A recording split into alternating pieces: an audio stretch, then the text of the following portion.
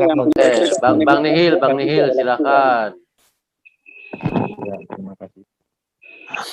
Jadi saya agak kesusahan ya menangkap perdebatan para kristolog dan ahli teologi di sini, sehingga saya coba fokus dengan apa yang mau saya tanyakan aja ya. Diizinkan ya ini dulu ya. Monggo Bang. Ya baik. Saya pernah membaca soal paham atau konsep ajaran dari Unitarianisme, ya, salah satu paham dari subdenominasi Protestan ya. Nah itu kan tentu paham itu atau ajaran itu menolak soal konsep Trinitas. Mereka memang monoteisme murni, baik ketika di soal pribadi Tuhan tadi, walaupun Tuhan tunggal, tapi mereka tidak menerima soal konsep Trinitarian atau Trinitas itu tadi ya.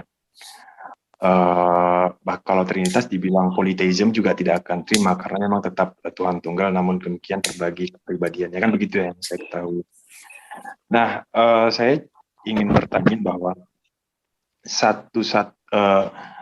Jesus Christ itu di dalam kekristenan yang tidak mengimaninya kan akan dimasukkan ke dalam neraka. Oke, yang tidak mengimaninya. Saya menganggap itu bentuk penghinaan. Nah, bagaimana konsep Unitarianisme ini menolak Roh Kudus? Apakah itu bukan bentuk penghinaan dan apakah mereka dimasukkan ke dalam neraka?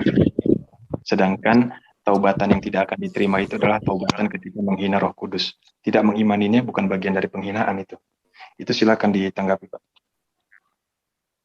Silakan yang Kristen ini. Pak Wenang silakan.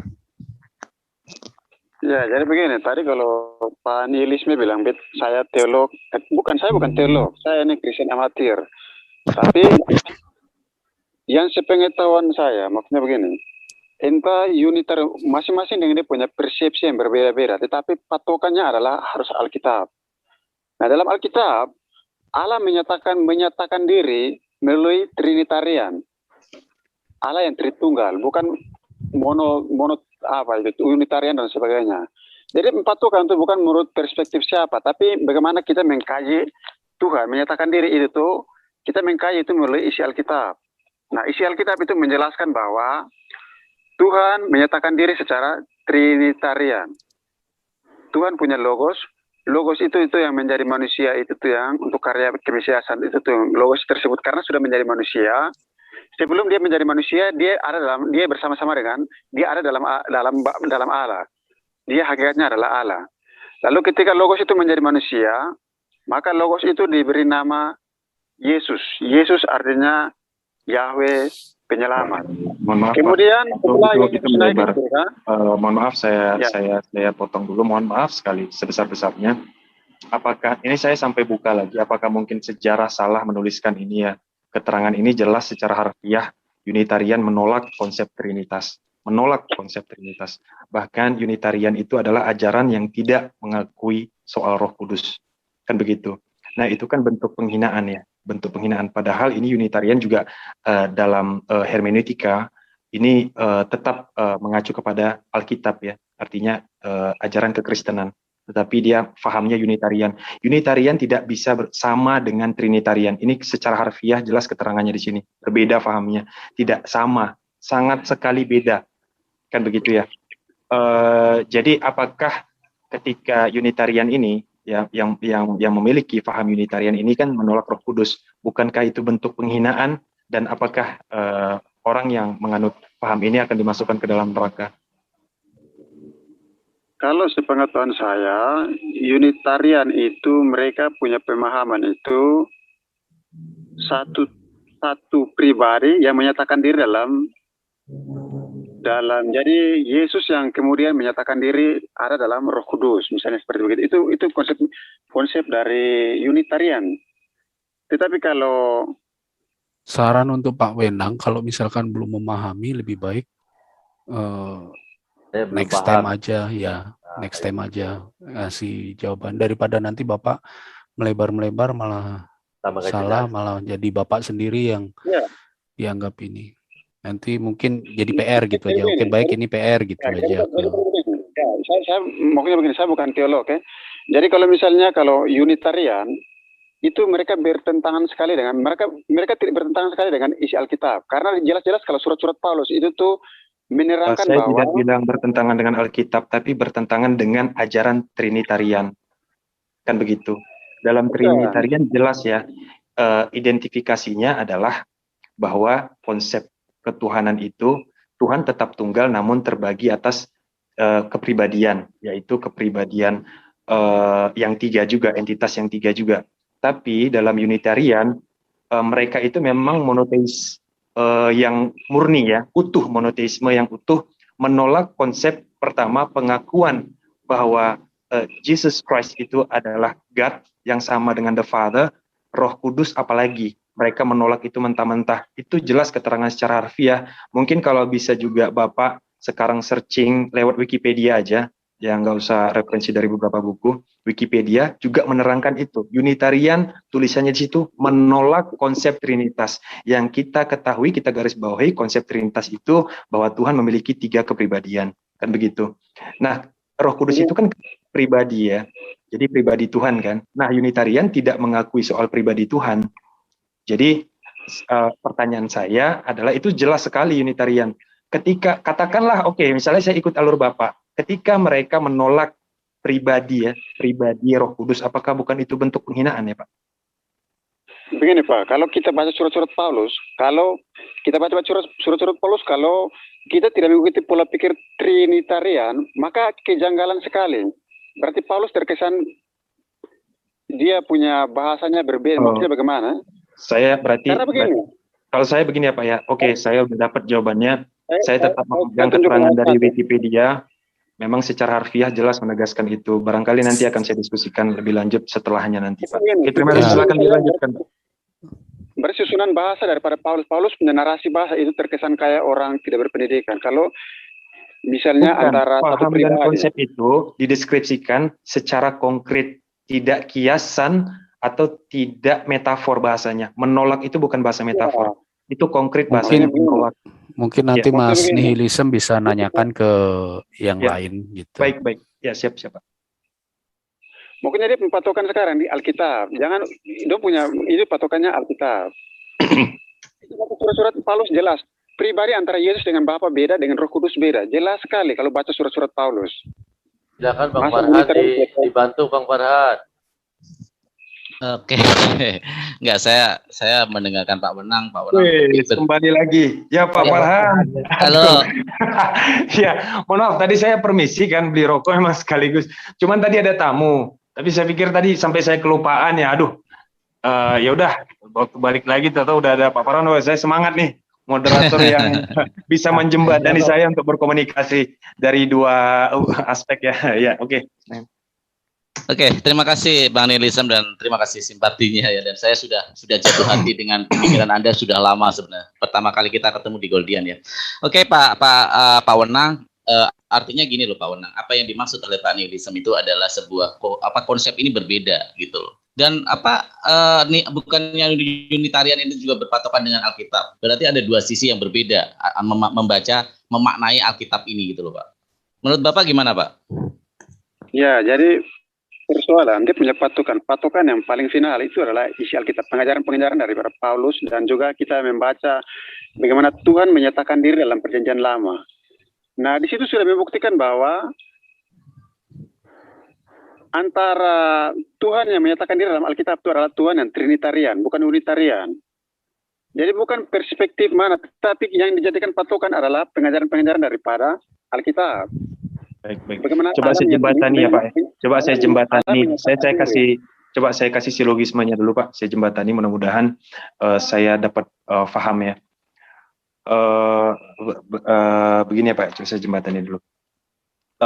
Alkitab itu Pak, Unitarian itu ajaran yang tidak mengganggu gugat, mengotak-ngatik Alkitab. Mereka mengadopsi paham itu dari Alkitab.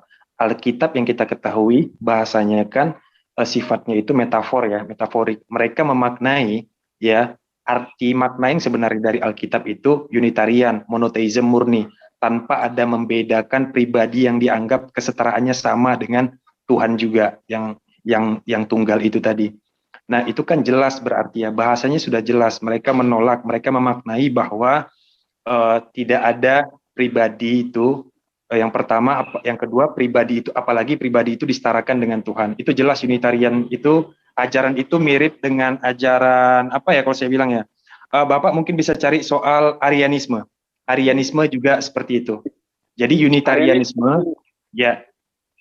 Arianisme itu sudah dikutuk oleh Bapak dalam sejarah gereja, itu sudah dikutuk. Oke, Makanya kalau gitu ya artinya Unitarianisme ini mirip Pak dengan Arianisme. Tapi kalau Unitarianisme ini secara jelas dia mengatakan dia menolak. Kalau Arianisme ini dia ada tambahan-tambahan pemaknaan mungkin ya sehingga ditolak. Tapi kalau Unitarian itu jelas Pak, itu sangat-sangat jelas denominasi dari Protestan. Itu jelas tuh subnya. Kayak dia datuknya Pak. Kayak datuknya Protestan itu fahamnya ya diadopsi dari Unitarian ini, itu Pak. Jadi begini, semua orang punya perspektif yang beda-beda, tapi patokan yang paling final itu adalah isi Alkitab. Bagaimana kita membaca seluruh narasi Alkitab, bagaimana kita bisa tahu bagaimana Tuhan menyatakan diri. Nah, Tuhan yang menyatakan diri dalam Alkitab itu Tuhan yang Trinitarian, bukan Unitarian. Kalau misalnya baca pengajaran Paulus, kalau misalnya Unitarian mengklaim bahwa mereka Kristen, lah coba baca pengajaran Paulus. Berarti, ya. Atau misalnya baca tentang bagaimana Tuhan menyatakan diri dalam Perjanjian Lama itu. Saya bukan teolog, tapi saya. Oke, saya tertarik dengan jawaban Bapak. Berarti begini ya Pak ya. Kalau Unitarian, oke, dia tetap berpedoman kepada Alkitab, namun dia melahirkan makna bahwa tidak menganggap Roh Kudus itu, Holy Spirit itu sebagai Tuhan, ya. Apakah itu bentuk penghinaan atau tidak, Pak? Saya bertanya, itu bentuk penghinaan atau tidak? Ya, penghinaan. Baik. Tapi walaupun dia bertobat, dia akan dimasukkan ke dalam neraka sesuai dengan diskusi tadi, apa ya? Dari perspektif Alkitab, mereka itu anggap saja melecehkan, menghujat Roh Kudus dan sebagainya. Berarti makanya dikutuk oleh bapak gereja pada abad awal bapak gereja purba itu kan menganggap bahwa mereka itu bidat dalam kekristenan. Baik, berarti ada faham-faham di dalam kekristenan yang akan dimasukkan ke dalam neraka. Ya, kalau melenceng dari isi Alkitab berarti konsekuensinya masuk neraka kan? Bukan ajaran Yesus, tapi mereka melencengkan, mempelesitkan isi Alkitab, berarti konsekuensinya seperti begitu. Karena dalam Alkitab yang tidak ada ayat yang ini, semua ayat itu jelas pengecaman terhadap penyesatan yang melencengkan isi Alkitab. Karena apa? Tuhan Yesus kasih analoginya apa?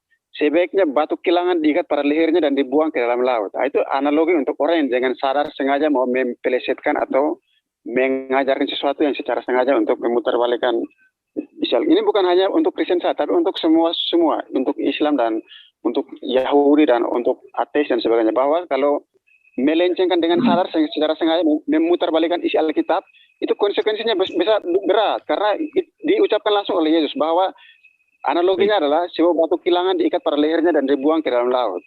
Ya, baik Pak. Saya pernah mendengar perdebatan dari salah satu memang pakar teologi.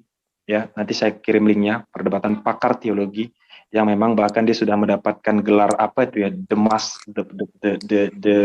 kayak lidah Tuhan gitu ya, saking dia sangat mahir menerjemahkan atau memaknai dengan metode hermeneutika dari Alkitab itu. Dia menjelaskan bahkan konsep yang kita ketahui selama ini kan Unitarian dan Trinitarian, tapi dia bilang ada lagi Pritarianisme.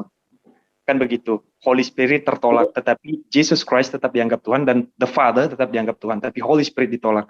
Nah, pertanyaan saya adalah, kalaulah memang saya adopsi dari perkataan dia ya, Unitarian dan Britarian itu tidak menerima Holy Spirit atau Roh Kudus, berarti kedua ini akan dimasukkan ke dalam neraka ya Pak?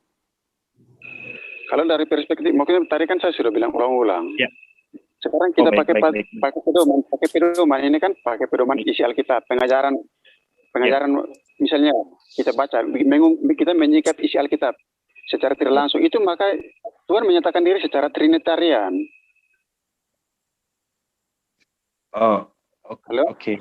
Jadi Oke. kalau misalnya ada ajaran yang berbeda dengan isi Alkitab, maka itu tuh yang makanya Pak, sudah saya dikatakan boleh nggak oleh minta Bapak. referensi Bapak bahwa Unitarian itu keliru, Pak? Memaknainya. Begini. Saya di jalan saya tidak bisa share tuh, tapi nanti buka ini, buka Alkitab, baca pengajaran Paulus, itu dia membedakan antara pribadi Yesus dan pribadi Allah. Ya, Pak. Tetapi kalau Unitarian, Ya, itu maksudnya dia menyatukan antara pribadi Allah dan pribadi Yesus. Saya kan tidak paham ya Pak tentang Bible. Saya hanya mendapatkan keterangan itu berdasarkan referensi apa yang saya baca. Saya nggak akan berani memaknai yang sebenarnya. Cuman keterangannya seperti itu. Unitarian, Britarian, menurut siapa tadi, dan Trinitarian. Tapi yang umum oke lah, Unitarian dan Trinitarian itu umum. Secara umum kita hanya banyak sekali orang yang hanya mengetahui itu tadi ya, monotheism dan polytheism. Nah, jadi kalau memang Bapak menyatakan Unitarian itu sudah melenceng daripada Alkitab ya atau pengajaran Paulus, boleh nggak saya minta referensi siapakah sebenarnya yang pernah mengatakan bahwa Unitarian itu keliru gitu Pak? Biar saya cari tahu tokoh itu, saya pelajari konsep berpikir dia seperti apa gitu Pak. Metode analisis dia seperti apa sehingga dia mengatakan Unitarian itu sudah memelesetkan makna Alkitab. Tambahin sedikit bisa enggak ya? Ya. Silakan Bang Ginting, silakan. Ya, jadi begini ya, ini kalau dari aku ya. Jadi pengertian menghujat Roh Kudus itu maknanya lebih luas. Jadi kita bukan bicara dosa per dosa ya. Jadi begini, bayangin ada orang, dia nggak pernah sadar kalau dia itu berbuat dosa. Kira-kira begitu. Jadi nggak pernah sadar dia kalau dia itu berbuat dosa. Itulah masuk kategori yang lebih luas daripada menghujat Roh Kudus itu sendiri. Bukan misalnya menghujat begini, oh dasar Yesus pakai kolor segala macam. Bukan kategori lebih spesifik itu, bukan. Tapi dia melakukan sesuatu, dia nggak sadar kalau itu dosa gitu loh. Saya Tadi suka ada, saya suka dengan analogi Bang sebentar Ginting. ya, ada tadi contoh yang bagus tuh dari Bang KTDJ. Jadi dia pada saat nonton bokep, hatinya berdegak-degak. Itu artinya sebenarnya Roh Kudus masih ada di dia, Analogi mengingatkan. Bokep tadi saya tolak ya, karena saya kira ya itu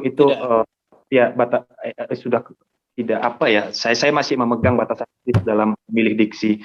Jadi Bang Ginting mohon maaf. Nah, cuman saya tertarik aja dengan ketika Bang sebentar Ginting. Bang, sebentar. Abang jangan potong dulu.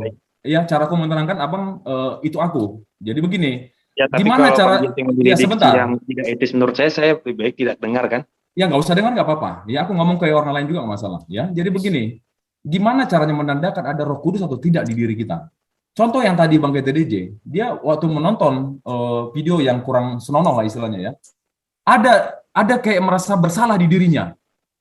Itu berarti dia sadar sebenarnya. Beda dengan tadi yang ku jelasin, yang mengucap Roh Kudus tadi, dia nggak sadar, dia nyantai aja gitu loh. Dia biasa-biasa aja. Dia nggak paham kalau itu dosa. Nah, itu pengertiannya. Itu sampai dia nolak terus untuk menerima Roh Kudus, nggak akan bisa diampuni itu. Tapi kalau yang tadi Bang KTDJ, masih ada, dia lakukan itu, dia sadar nih, dia bertobat, itu masih oke, gitu loh. Kira-kira begitu dia. Jadi pertanyaanku, untuk Unitarian, ya, Brownie Hill coba cek ke rekan-rekan, aku juga nggak begitu paham mereka gimana ininya ya. Apakah mereka menerima konsep Roh Kudus apa tidak? Itu pertanyaannya. Saya tanggapi Pak Farhan. Silakan. Aku nggak mendalami Unitarian masalahnya. Kira-kira mereka menerima Roh Kudus atau tidak, itu aja. Menerima konsepnya nggak? Jadi itu kan jelas ya. Tadi tolong dipaparkan juga, ditampilkan Pak Farhan. Nah itu jelas ya, kita menolaknya nanti di garis bawahi ya Pak Farhan. Kalau perlu dengan tinta yang sangat tebal, supaya mana tahu saya kena ilusi. Saya sudah rangkum. Baik. Jadi begini ya Bang Ginting. Kalau Bang Ginting berusaha untuk memaknai konsep hujatan dan hinaan, tarian diksi akan menjadi dewa di situ. Jadi kita hanya bermain-main dengan diksi aja ya. Ketika saya bilang wajah Anda kotor sekali, tapi ketika diksi menari itu pasti merujuk kepada abu, terus merujuk kepada ada hitam bercak-bercak hitam, kan begitu. Namun secara harfiah kita sudah menipu ya, menipu diri kita sendiri. Nah, saya akan memberikan pertanyaan sama Bang Ginting. Tidak mengimani Jesus Christ itu fatal atau tidak? Kalau fatal berarti itu apakah itu bentuk hinaan? Tidak meyakininya, kan begitu. Nah, ada bahasa bahwa dosa yang tidak diampuni adalah menghujat Roh Kudus, ya, menghujat Roh Kudus. Kalau begitu, tidak mempercayai, tidak mengimani Roh Kudus, apakah itu tidak masalah? Gitu loh Bang Ginting. Itu paling sederhana sih bahasanya. Gimana Bang Ginting? Ya, tadi kan udah kasih contoh, Bang. Bukti nyata orang yang tidak mengimani karya Roh Kudus itu, dia nggak sadar kalau dia itu berbuat dosa. Lempeng aja gitu loh. Dia hanya menganggap itu sebagai sebab akibat aja udah gitu loh. Saya coba masuk ya Ginting sebentar biar merekonstruksi bangunan argumentasi ini ya, untuk menjembatani. Yang saya tangkap Ginting justru gini, yang tidak mempercayai Roh Kudus pun, kalau saya anggap bahwa itu bukan karena faktor Roh Kudus ya Ginting, tapi itu adalah nature manusia. Rasa bersalah itu nature manusia. Contoh, seorang ateis bahkan pun ketika melakukan sebuah kejahatan, dia akan merasa rasa bersalah. Itu adalah nature manusia. Merasa bersalah sama dengan merasa berdosa nggak? Saya pikir semua orang akan tahu kalau namanya salah itu adalah tidak, dosa. Ateis tidak mempercayai dosa. Dia bersalah itu berbeda dengan dosa, Bang Farhan. Dia berdosa ke siapa kalau ateis? Kutanya. Enggak, saya pikir poinnya di sana adalah nature manusia yang bekerja, bukan karena Roh Kudus. Iya, tapi orang ateis nggak mengenal dosa, dia berdosa ke siapa? Ateis itu mengenal karma. Oke, saya cuma menjembatani di sini. Silakan. Silakan Pak Enilisem untuk tanggapannya. Jadi begini ya, tidak ada perbuatan baik yang berdosa, sama dengan dosa tentu adalah perbuatan jahat, kan begitu ya? Perbuatan tidak baik deh yang paling sopan. Kalau tidak mengimani sebentar Jesus Bang, berbeda. Sebentar. Aku main ini ya. Abang main filsafat, aku main filsafat juga begini. Tidak baik itu belum tentu dosa. Abang jangan salah. Tidak baik itu adalah takaran dari manusiawi. Hati-hati Abang. Misalnya begini. Ada orang nyuri ke rumahku, Bang. Ya. Ada orang nyuri ke rumahku. Ku laporin ke polisi, Bang. Itu bagi keluarganya nggak baik itu perbuatanku. Ya. Tapi nggak berdosa itu, Bang. Itu nggak berdosa. Karena kasihku, dia di penjara, dia jadi bertobat begitu loh. Itu secara matanya keluarganya itu tidak baik, tapi itu tidak dosa gitu loh. Ya, saya terima kalau analogi itu banyak sekali sebenarnya pilihan analogi lagi ya, kalau baik buruk bahwa merokok itu baik apakah berdosa, itu juga saya mengerti sebenarnya. Apakah ketika membunuh manusia demi untuk kepentingan banyak orang itu kan tindakan kebaikan, tapi dengan cara kejahatan itu bisa lagi bermain tarian-tarian diksi di situ. Namun itu tetap dosa kalau di kita, Bang. Tetap di kami tetap dosa. Maksudnya begini, Bang Ginting, kenapa harus dituntun pelan-pelan? Saya menganggap bahwa logos Bang Ginting kan sangat bekerja di sini. Tentu saya sudah memilih bahasa yang memang tidak perlu lagi kita kupas-kupas secara epistemologi, terminologi, aksiologi, apa segala macam. Katakanlah jahat kalau begitu. Perbuatan yang jahat, bukan baik buruk. Kalau gitu jahat ya. Tidak ada perbuatan yang tidak jahat itu menjadi dosa. Sama dengan perbuatan dosa adalah perbuatan jahat, kan gitu ya? Ya, boleh, sepakat. Jesus Christ kan membuat aturan yang sangat jelas ya. Ini pakai bahasa saya Bang Ginting, dan Bang Ginting pasti mengerti. Jesus Christ kan membuat aturan bahwa kalian harus mengimani Jesus Christ, betul nggak Bang? Ya. Siapa yang tidak mengimaninya akan dimasukkan ke dalam neraka, betul ya? Ya. Tentu itu tak ubahnya dengan menghina juga akan dimasukkan ke dalam neraka ya. Bedanya beda Bang. Bedanya adalah saya tahu Bang Ginting. Ya. Saya kan mau menjelaskan lagi. Bedanya adalah kalau dia tidak mengimani, dia masih bisa mengimani, ada kesempatan. Tapi kalau menghina tidak akan ada kesempatan, kan begitu ya? Beda. Itu tadi yang gue bilang Bang. Menghina itu begini. Pada saat orang menghina Yesus, dia sadar nggak itu dosa? Itu pertanyaannya. Kalau dia nggak sadar itu dosa, Bang, itu artinya dia udah menghujat Roh Kudus, Bang. Gitu loh. Terus siapa yang menyadarkan itu? Udah pasti masuk neraka, Bang.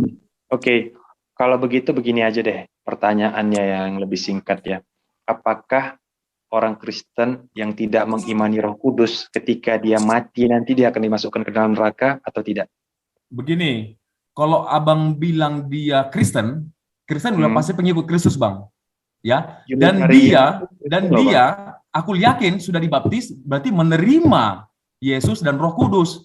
Bang Ginting nggak boleh sebenarnya mengubah-ubah sejarah dan konsep yang sudah diajarkan sejak zaman dulu oleh pakar-pakar teologi, pakar-pakar kristolog yang memang mereka sudah mendiskusikan itu dengan ahli-ahlinya.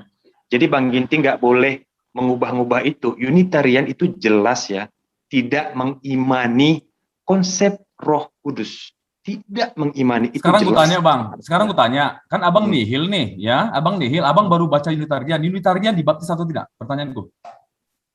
Loh, saya nggak tahu kalau saat Lah itu justru abang mau masuk ke dalam, tapi abang nggak tahu detailnya. Mereka dibaptis atau tidak? Itu pertanyaanku. Begini. Dari situ kita bisa lihat, Bang. Gitu saya nggak tahu dong. Saya nggak tahu, pertanyaan saya kan begini ya, Bang ya. Kan jelas nihil, justru kalau abang bertanya tidak dibaptis atau enggak, saya berarti udah begini, sudah tinggal mendalami konsep kekristenan. Ini jangankan mendalami. Saya belum percaya sehingga saya bertanya. Keterangan yang saya ketahui, yang saya baca adalah Unitarian itu menolak Roh Kudus. Itu yang saya baca. Menolak itu kan jelas eksplisit ya. Bang, itu tulisan orang. Makanya begini, abang kalau mau mendalami itu tulisan orang, siapa aja bisa ketik begini. Kalau abang mau, abang diskusi dulu sama orang Unitarian. Coba tanya, dia dibaptis dalam nama apa? Aku mau tahu. Saya Mas Ginting. Dibaptisnya dalam nama apa? Karena begini, tadi abang bilang premis abang nihil nih, ya abang nggak masuk ke Alkitab, nggak masuk ke denom. Makanya aku jadi penasaran, apakah abang sudah diskusi lebih dulu ke orang Unitarian atau belum? Makanya kalau abang udah diskusi, aku tanya, mereka dibaptis dalam nama apa? Segini ya, saya kan tentu begini ya. Sebelum saya berlari, saya belajar terlungkup dulu, terus saya belajar duduk, jongkok, berdiri, berjalan, berlari. Kan begitu. Kalau Bang Ginting menggunakan bahasa-bahasa, saudara pernah nggak berbicara dengan pakar teologi dan segala macam? Loh, itu sama kayak menganalogi bahwa gimana ya, terlalu kanak-kanak begitu ya. Saya bukan kanak-kanak, begini Bang, aku potong, sorry. Di Alkitab, di Alkitab cuma ada dua, Bang, pembaptisan. Ya. Satu, dalam nama Bapa, Anak, dan Roh Kudus. Yang kedua, dalam nama Yesus Kristus. Ya, baik. Itu aja udah. Ya, baik kalau begitu. Ya. Ini saya kan pernah belajar soal perbedaan ya, bahasa yang abstrak dan bahasa yang konkret. Hal yang abstrak dan hal yang konkret, bahasa yang metaforik dan bahasa yang memang eksplisit, kan gitu ya. Nah, menolak itu kan eksplisit. Bahkan mungkin kalau ditanya pakar ilmu linguistik juga, menolak itu jelas eksplisit, jelas dia maknanya jelas tidak menerima sama sekali. Itu menolak ya. Nah, pertanyaannya adalah Unitarian, keterangan dari referensi yang sudah diakui di seluruh dunia. Dunia mengakui itu bahwa mereka meletakkan kata menolak di situ. Kata menolak ditempel di situ, ya. Atau bahasa Inggrisnya reject mungkin ya. Menolak konsep daripada Trinitas, yaitu Roh Kudus ada di dalamnya. Mereka menolak itu dan dunia juga sudah mengakui itu. Apakah mungkin hanya Bang Ginting, seseorang yang akan nanti merubah paham dunia yang selama ini sudah menjadi pedoman dari Unitarian, paham Unitarian, itu akan jadi sejarah baru mungkin, Bang. Dan saya merasa bangga dari Indonesia ada yang berhasil mengubah keterangan dari pakar-pakar kristolog dan teologi itu. Gitu, Bang Ginting. Aku jawab ya. Begini, Bang. Begini. Makanya aku tanya, aku memang belum menggeluti banget masalah Unitarian. Makanya aku tanya, kalau masalah teks begini, Bang, siapapun bisa ngetik, ya. Jadi begini, aku tanya, Abang nanti coba tanya iseng, mereka di Alkitab, Bang, cara baptisan cuma ada dua, Bang. Ya. Satu dalam nama Bapa, Anak, dan Roh Kudus. Yang kedua, itu dalam nama Yesus Kristus. Mereka pakai yang mana? Aku ingin tahu dulu. Nanti kita bahas lebih lanjut. Itu aja. Ginting, saya coba menengahi, Ginting. Maksudnya gini, jadi langsung ke ini gitu loh, Ginting. Jadi dari menolaknya ini yang dibahas. Mungkin enggak, kalau mereka dibaptis dalam nama Bapa, Anak, dan Roh Kudus, artinya mereka nggak menolak Roh Kudus, itu loh. Logikanya kan begitu, Bang Farhan. Oke, Simpel siapa aja Kak, kok. Pak, biar kita ada perspektif yang berbeda, saya mohon Ya, maaf. Silakan silakan. Pak KTDJ untuk ini selama 2 menit, silakan.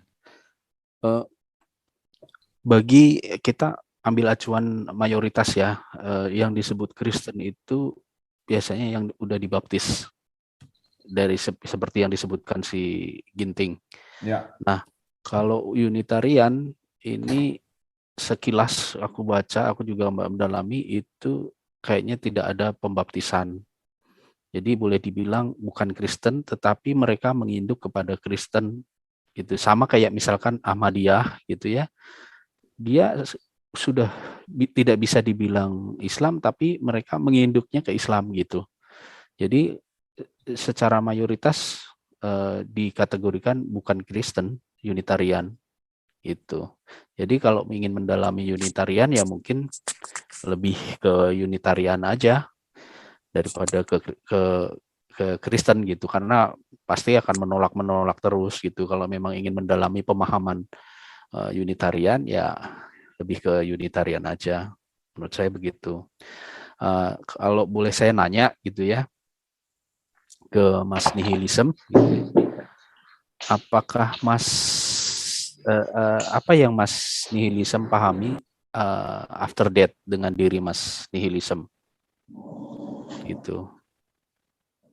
Terkait dengan konsep ini ya, Pak ya? Enggak, bukan konsep yang Mas dengan konsep nihilism sendiri. Mas nihilism kan ada di dalam pemahaman nihilism nih gitu loh. Nah, kalau di nihilism itu bagaimana memahami after death gitu ya, sebagai seorang manusia. Kehidupan setelah kematian gitu ya kira-kira ya. Iya. Dari Kristen kalau mau menambah jawaban dari saudara Kristen silakan Bang. Nanti. Iya, kalau ada Kristen lain yang mau nambahin nggak apa-apa. Kalau memang Iya, di dalam dirinya masih ada Aku sebenarnya mau nanya ke Bang Nil sih masalah manusia super itu, Ubermensch. Ubermensch itu menurut ya, itu siapa? Ya saat ini yang Abang tahu, siapa manusia super yang ada di dunia saat ini? Aku pengen tahu. Abang kan pemaham, guru Abang kan Friedrich Nietzsche, ya. Dia menganut manusia super. Siapa manusia super saat ini yang ada? Enggak lah, saya nggak pernah klaim loh soal. Aku udah baca Bang. Saya berkiblat ke ini. Enggak. Pengarang nihilism itu awal dicetuskan oleh Friedrich Nietzsche. Benar tidak? Benar tidak? Ya. Benar tidak? Ya. Iya kan? Ada konsep apa? Pencetus awal paham nihilisme itu orang Jerman, bapaknya pendeta bernama Friedrich Nietzsche. Oh no. Jadi itu pengembang konsep nihilis ini dikembangkan oleh Friedrich Nietzsche itu, dan salah satu bukunya kan Tuhan Telah Mati, benar nggak? Jadi yang pemuka yang pernah mencetuskan pertama kali itu soal nihilis itu bernama Georgius. Nanti saya kasih referensinya sama Bang Ginting ya. Oke, manusia power itu ada Bang, Ubermensch. Ada konsep itu? Ya, si Bang Ginting sebenarnya memaknai Ubermensch itu apa? Kalau memang Bang Ginting merujuk kepada Ubermensch. Manusia super. Super dalam hal apa dulu nih? Justru itu yang mau kutanya. Aku baru baca juga itu. Kira-kira gimana konsepnya itu Bang, manusia super itu? Aku pengen tahu. Atau ada nggak konsep itu? Kalau nggak ada, nggak usah dijawab. Kalau nggak ada.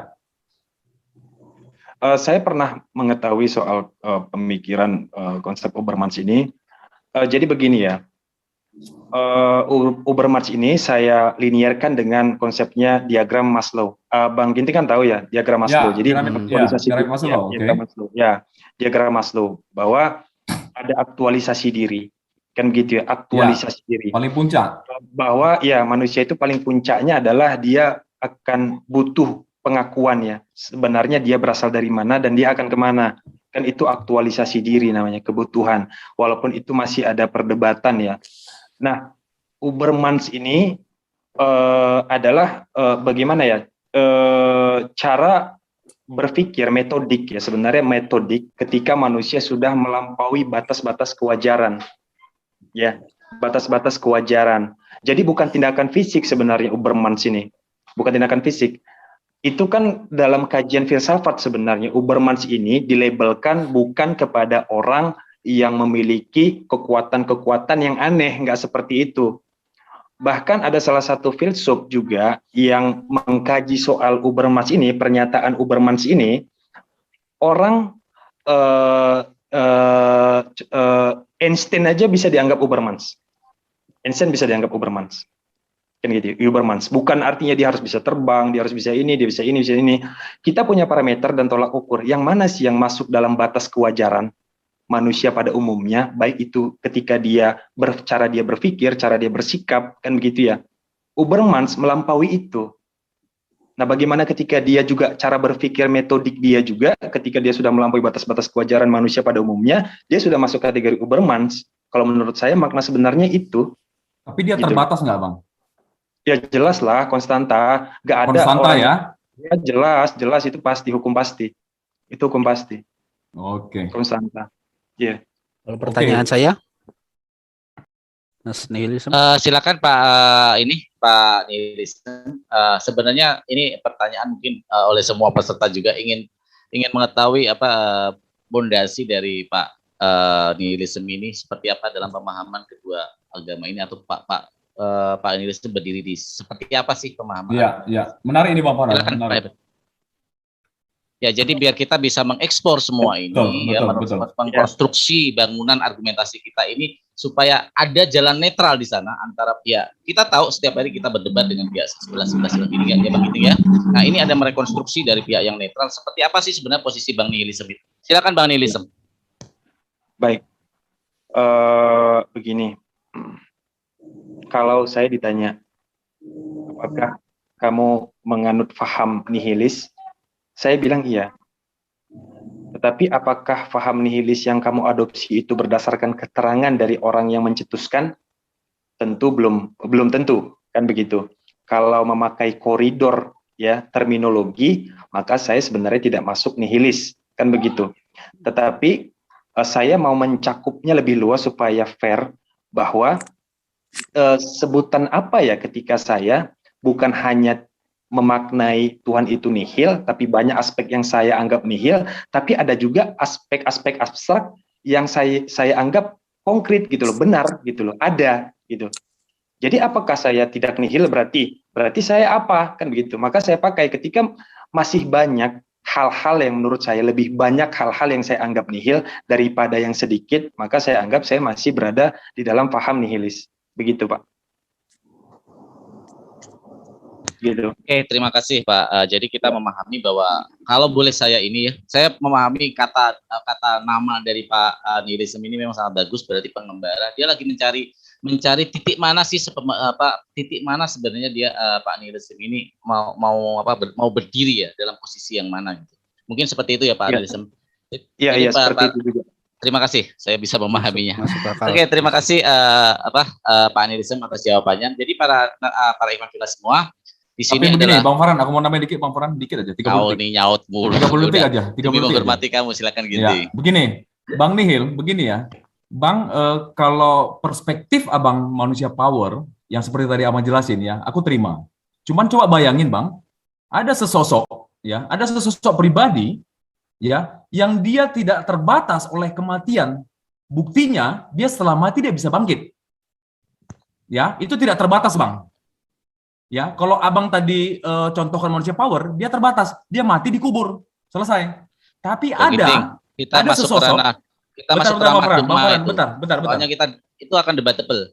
Ini masuk ke ranah dogma. Enggak, begini. Iya, sebentar. Enggak apa-apa. Oke, silakan. Begini. Kalau kami, Bang, even itu masih imajiner ya, karena aku juga nggak menyaksikan langsung ya, tapi faktanya ada tertulis di kitab kami. Dasarnya kita itu aja. Ya, kenapa orang berani membilang itu benar? Karena ada tertulis. Ya, aku main gitu aja, Bang. Walaupun aku memang nggak ada pada saat itu ya. Kalau orang bilang, loh, yakin nggak ada gitu? Tapi tertulis benar ada di situ. Artinya, di luar manusia power yang tadi Abang bilang, masih ada yang lebih power lagi dari situ. Begitu loh, itu mengalahkan keterbatasan yang ada di manusia power itu. Kira-kira begitu. Silakan. Iya, jadi sebenarnya kan kata-kata Ubermensch itu kan tidak lepas dari terminologinya ya. Nah, definisinya tentu tidak mungkin keluar daripada konteks yang dia maksud, ya, yang penulis itu maksud atau pencipta itu maksud. Nah, pemuka Ubermans itu yang saya ketahui memang tidak pernah mengatakan soal manusia yang unlimited gitu, tidak terbatas. Tentu ada batasan konstantanya. Kayak semisal begini, memori itu kan ada kilobyte, megabyte, terus sampai kepada gigabyte, sampai kepada terabyte, kan begitu. Ubermans ini saya nggak tahu dia berada di tingkatan yang mana sehingga dikatakan Ubermans. Tetapi kalau mau disandingkan dengan konsep causa prima yang unlimited, ya Ubermans ya belum ada apa-apanya justru. Kan begitu, belum ada apa-apanya. Karena yang unlimited aja, jangkauannya aja sudah tidak terbatas. Kan begitu, tidak terdeteksi jangkauan kebesaran dan kekuasaannya, kan gitu tuh kalau causa prima. Tapi kalau Ubermans kan masih terdeteksi, masih terjangkau. Nah, jadi terminologinya tidak ada pernah mengatakan Ubermans itu tidak terbatas. Nah, kalau misalnya Bang Ginting mau memasukkan konsep Ubermans kepada manusia yang pernah mati lalu kemudian hidup lagi, ada kata mati di situ, Ubermans gugur kalau mau pakai konsep berpikirnya Bang Ginting. Ya, gelar label Ubermansnya udah gugur kalau dia udah mati, gitu, udah gugur tuh. Lalu kemudian jadi Ubermans lagi gitu, jadi manusia super lagi. Nah, sebenarnya nggak bisa kita tempelkan, kita sematkan orang yang memiliki kekuatan itu sebagai Ubermans.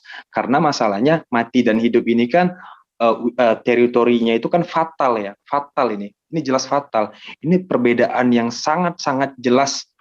De facto lah ya, de factonya mati dan hidup itu sangat berbeda sekali. Mau dari sisi aspek apapun jelas berbeda.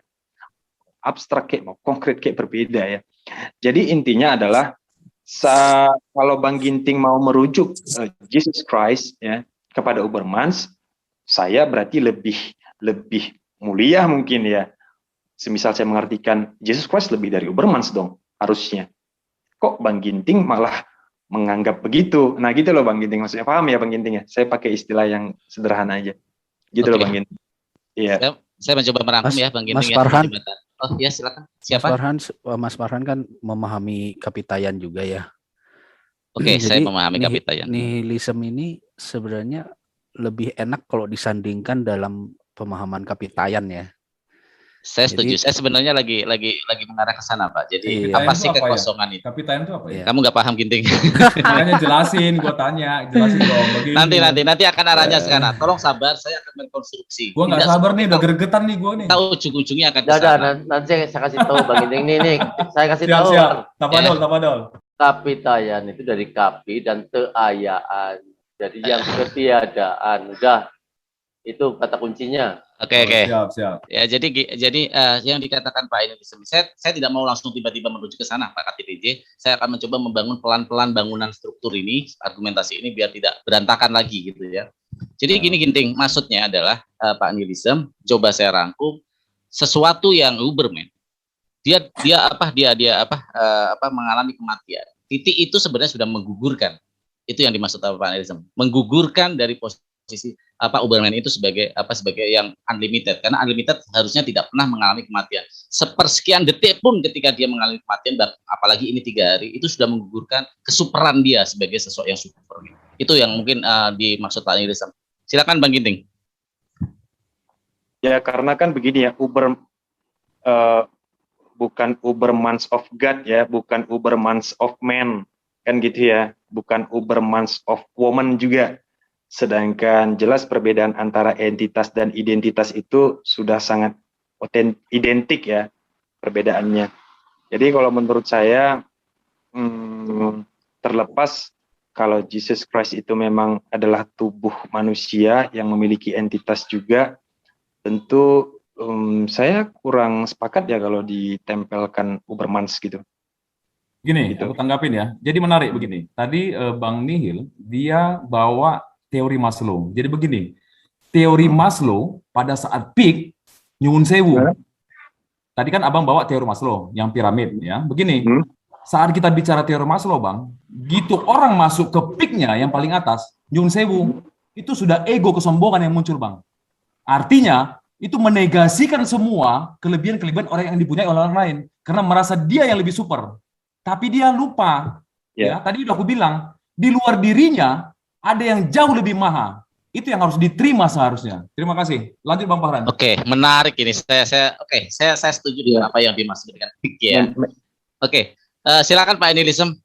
Iya, memang Silakan, Pak memang Enilisem. begini. Memang sekarang kan lagi digodok ya sama salah satu anak tokoh, salah satu anak dari tokoh di Indonesia itu namanya Said Akil Siraj. Saya Siraj, betul. Ya, Siraj, anak perempuannya itu kan sedang ingin membantah diagram Maslow bahwa ada kebutuhan Tuhan tadi, dan bisa dibuktikan bahwa manusia akan memiliki kebutuhan terhadap Tuhan.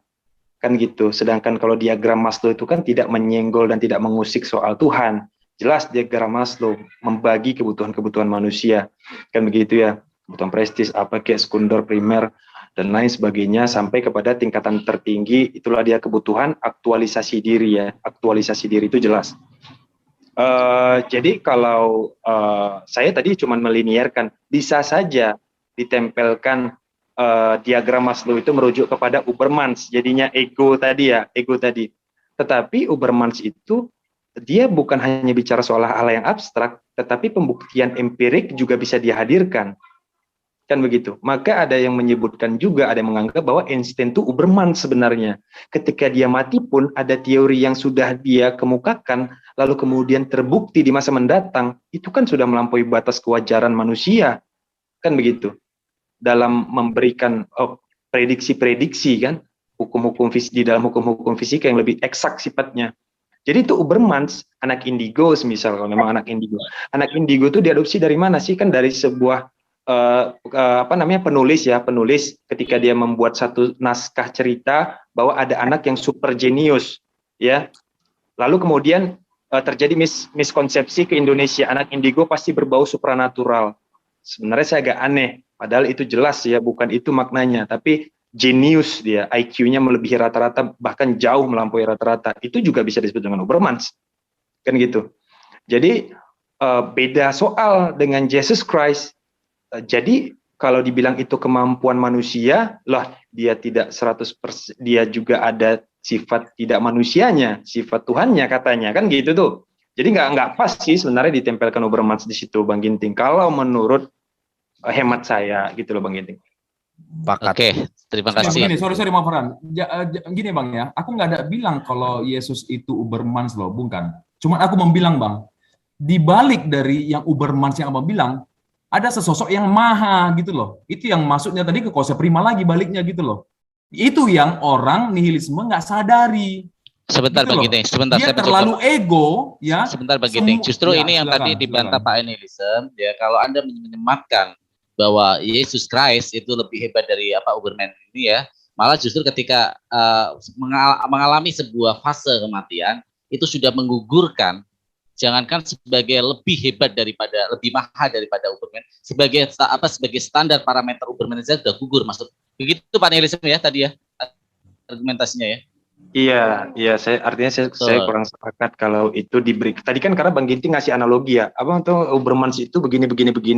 Ketika manusia mati lalu kemudian bisa hidup lagi. Lah, saya kan langsung cepat ya. Oh, berarti merujuk ke sana, muaranya ke sana. Sehingga saya bisa langsung ambil kesimpulan kan. Itu ada sesosok loh.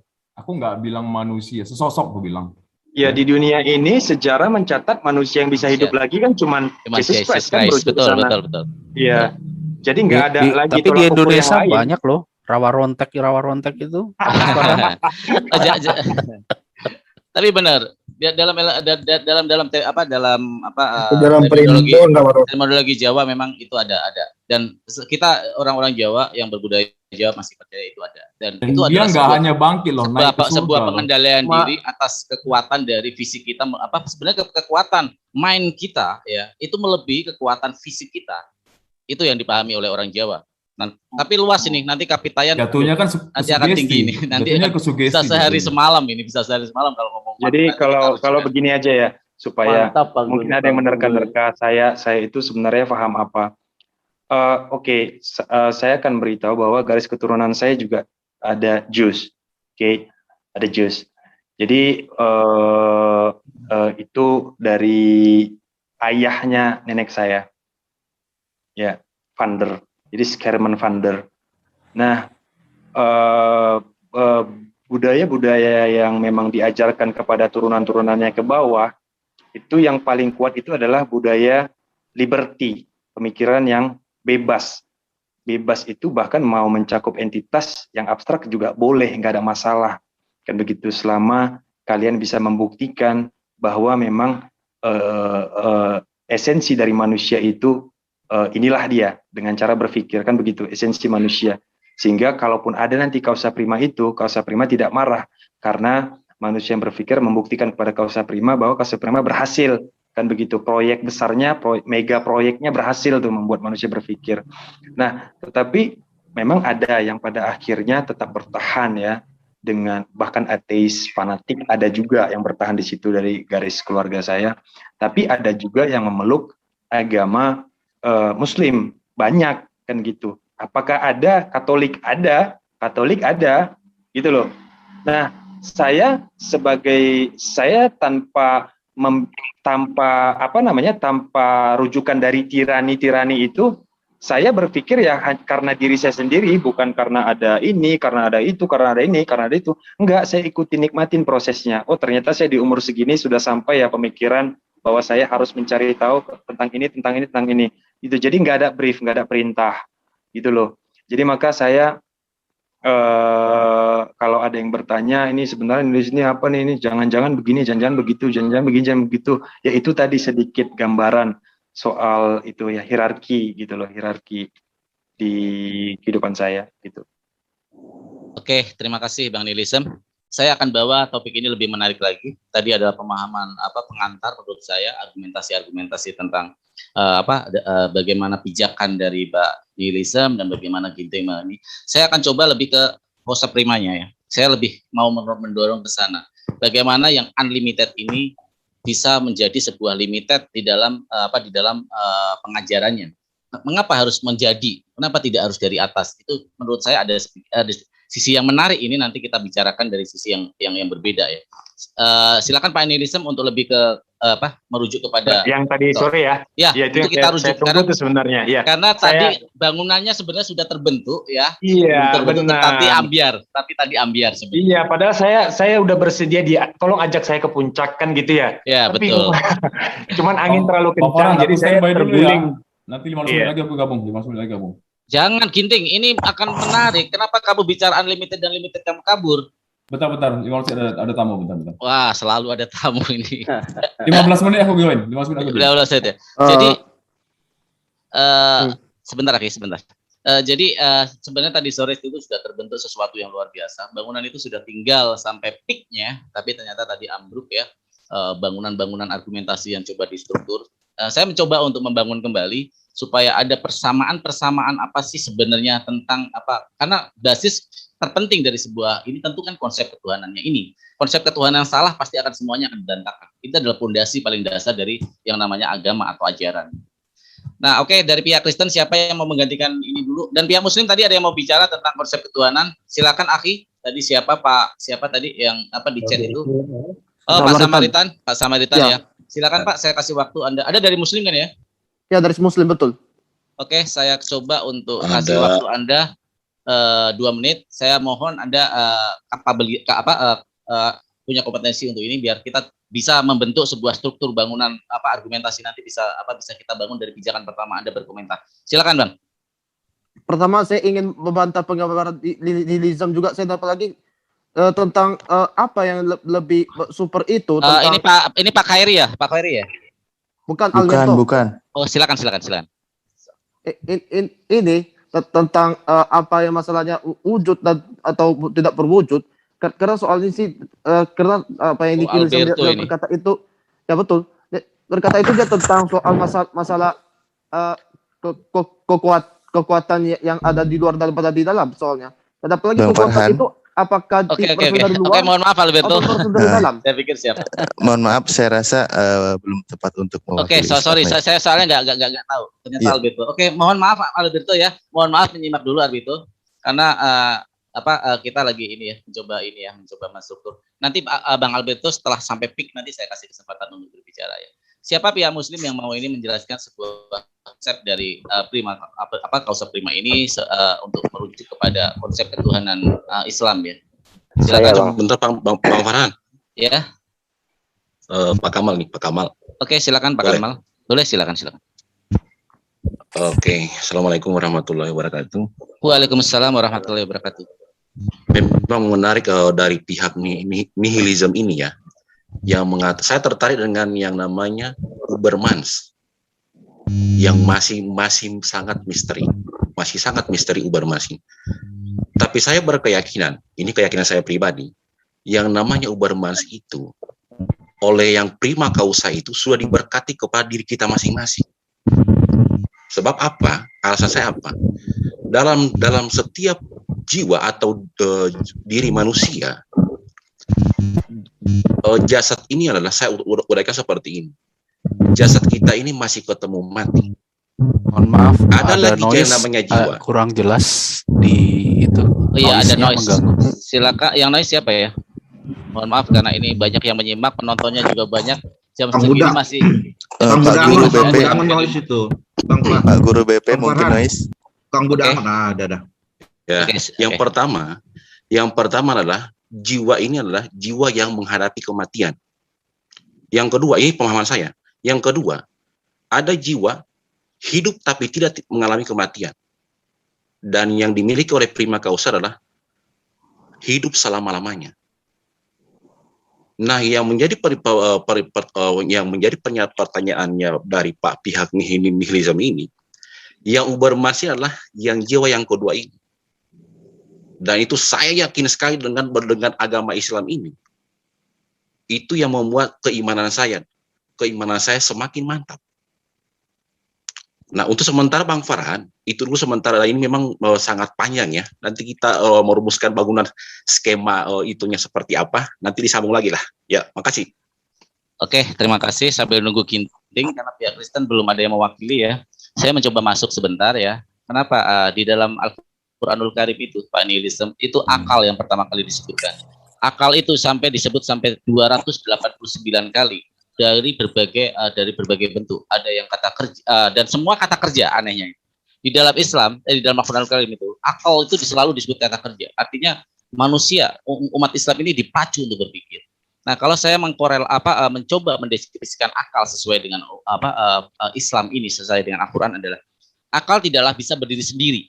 Akal kita itu diciptakan tidak bisa berdiri sendiri. Tapi akal baru bisa berfungsi jika dia memiliki naluri dan kekuatan sebagaimana mata bisa berfungsi jika ada cahaya. Kita dikasih mata oleh Yang Maha Kuasa. Tapi apakah mata itu bisa berfungsi di dalam sebuah kegelapan yang pekat? Tentu tidak. Tapi mata hanya bisa berfungsi ketika ada matahari, ada paparan sinar. Mohon maaf, ada paparan sinar di sana. Mata itu baru bisa berfungsi. Allah memberikan kita akal, ya, memberikan kita akal. Tentu kalau akal ini tidak digunakan akan gelap. Dalam dalam ayat Al-Quran yang sangat luar biasa, kenapa kita sangat bangga sebagai Muslim? Ayat yang pertama turun adalah Iqra, bacalah. Kata baca di sini bermakna luas. Kita memang disuruh belajar semua. Saya disuruh belajar kita semua untuk bahkan bukan hanya Al-Quran, ilmu pengetahuan itu disuruh belajar. Bagaimana di Al-Quran itu, apakah kamu tidak berpikir alam semesta ini diciptakan seperti apa? Apakah kamu tidak berpikir bagaimana kamu diciptakan dari segumpal darah? Sedikit saya ini bacakan di Iqra ya. Iqra bismillahirrahmanirrahim. Kholaq. Iqra, bacalah. Pertama adalah bacalah, ketahuilah, pelajarilah. Eksplorlah alam semesta ini. Baru setelah kita bisa mengeksplor semua, ayat berikutnya adalah Bismillahirrahmanirrahim. Membaca Al-Quran dengan menyerahkan diri, ketakwaan diri kepada Allah, itulah yang namanya seperti mata ketika mendapat sinar. Ketika mata mendapat sinar, jadi mata itu baru bisa berfungsi kepada kita.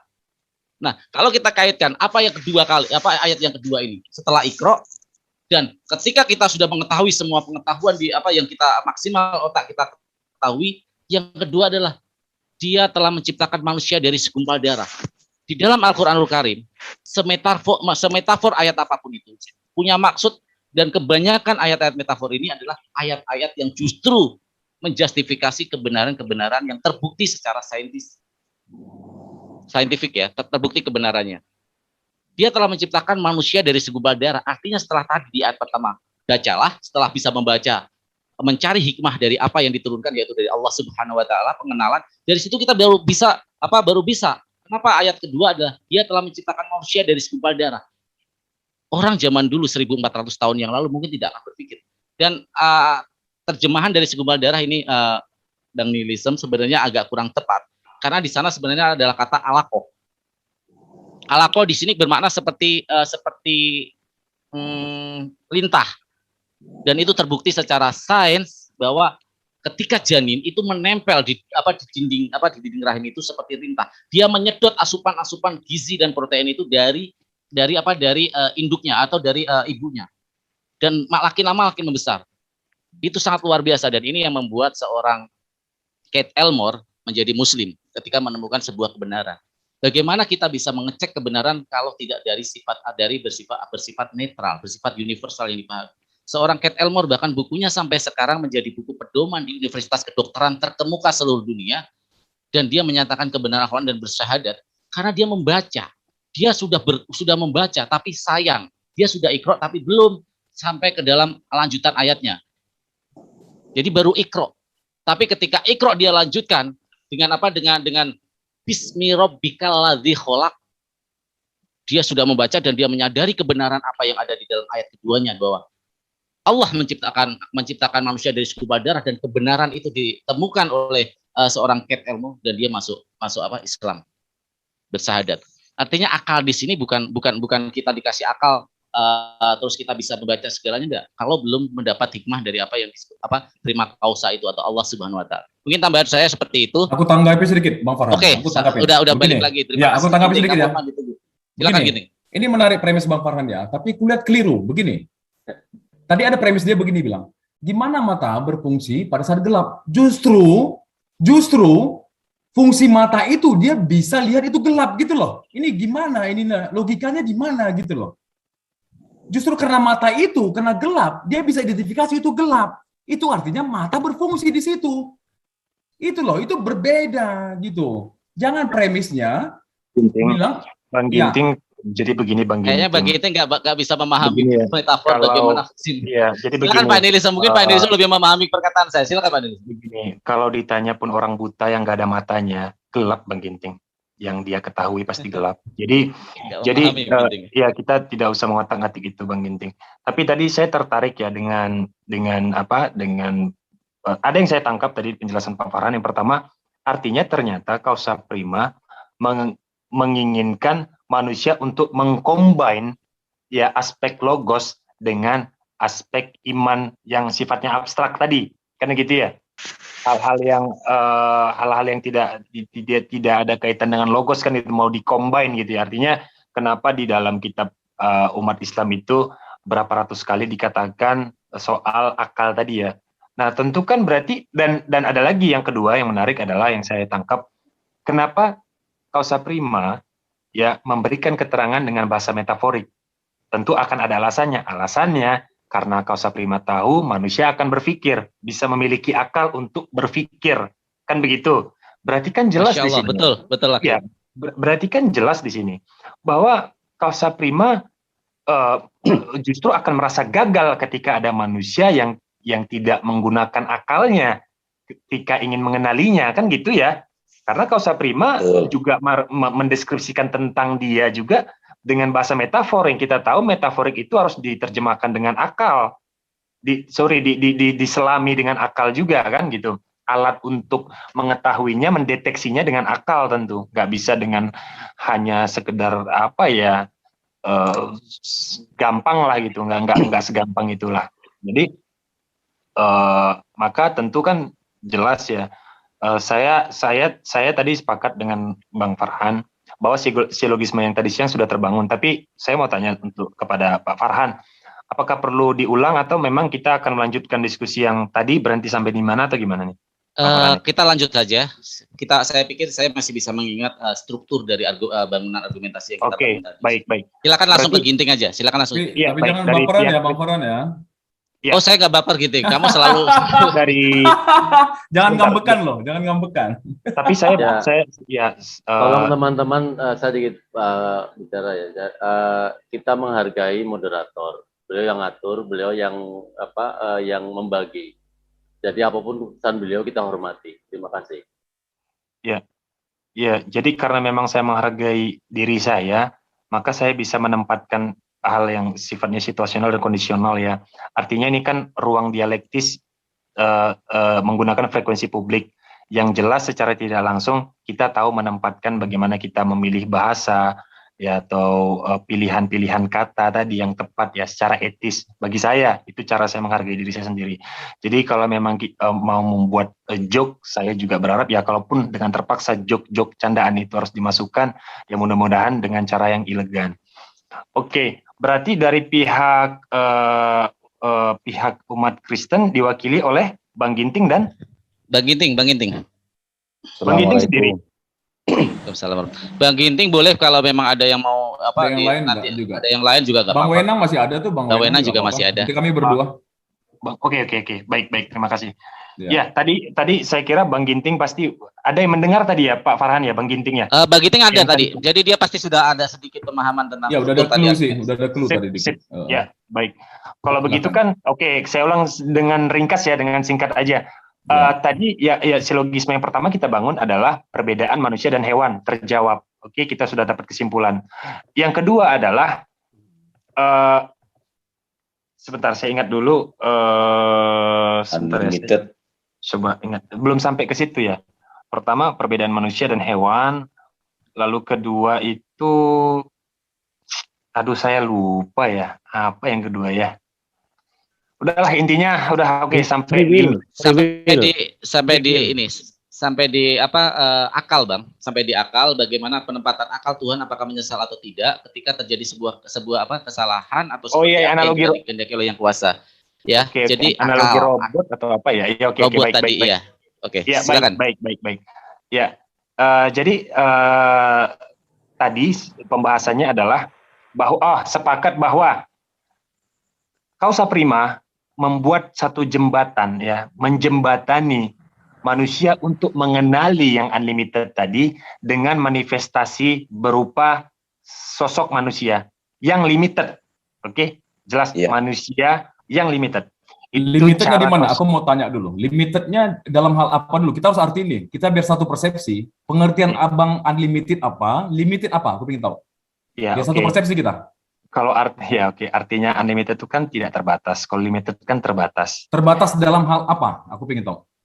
Kayaknya sebenarnya kata manusia sudah mewakili sebenarnya manusia yang limited. Jadi sebenarnya nggak perlu diperpanjang itu Bang Ginting, udah jelas. Aku perlu tahu limitednya dalam hal apa dulu gitu loh. Ginting, saya ambil alih dulu moderator. Gini, tubuh kedagingannya, akalnya kah atau apanya gitu loh. Saya nggak mau mengatakan soal anatomi manusia ya. Anatomi manusia itu terdiri dari beberapa lapisan daging, ya apalagi bicara apa ya. Jadi dermatologi. Artinya ketika dia mati itu sudah itulah penanda dia limited gitu kira-kira. Biar satu persepsi kita. Manusia kan sudah cukup ya. Tadi penjelasannya manusia yang limited, kecuali Tuhan yang limited, itu baru saya habis. Saya pasti dikecam. Jelas manusia rujukannya, manusia yang limited. Kan gitu. Manusia anatominya perlu saya jelaskan. Begitu ya? Berarti mengarah ke 3 dimensi daging berarti manusia. Bukan, jadi gini ya. Pemahamannya seperti ini. Saya coba ini tengahin ya. Bahwa ketika kita merujuk sebagai manusia ya udah utuh semua manusia, akal, jiwa, roh ada di sana. Itu yang dimaksud dalam limited itu. Ada keterbatasan, ada ruang yang terbatas di sana. Nah, itu yang disebut limited di sini artinya adalah manusia yang utuh. Ada akal, nggak mungkin kita mendistribusikan lagi harus punya kaki, harus punya bisa seperti itu. Iya, bisa makan, bisa luka, bisa apa gitulah pokoknya ya. Iya, betul. Silakan lanjut Pak Nirisem. Saya memahami Anda. Silakan. Ya, saya tahu juga sebenarnya maksud Bang Ginting. Akan ada entitas juga di situ. Iya, tapi kan ini saya mau membangun dulu kan gitu. Saya tahu ada entitas dalam pemahaman ajaran Kristen, ada entitas yang unlimited kan gitu ya. Tapi saya mau bahas tubuh itu tadi, manifestasi. Jelas ya pengertiannya manifestasi. Ya, ada lagi representasi kan gitu. Itu beda lagi, itu masuknya ke sifat. Nah, jadi manifestasinya kan dalam bentuk rupa manusia yang limited ya. Satu sisi kenapa yang unlimited itu membuat jembatan supaya manusia itu bisa mengerti, mengetahui bahwa ada yang unlimited nih. Kan gitu. Nah, oke lah, catatannya adalah manusia itu berupa sebenarnya kata firman ya, firman kan begitu, atau kata-kata. Sebenarnya saya nggak mau adopsi sih kata itu, tapi udah paham maksud saya sampai di sini.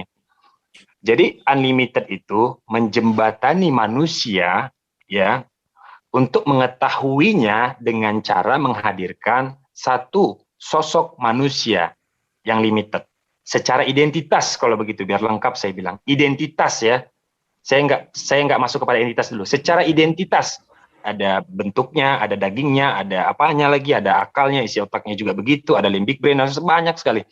Nah, di sini kan jelas bahwa unlimited menegaskan kalian tidak akan bisa nih mengetahui tentang saya karena kalian limited, maka saya hadirkan manifestasi, saya bantu kalian, kan begitu, dengan menghadirkan satu sosok yang serupa dengan kalian nih.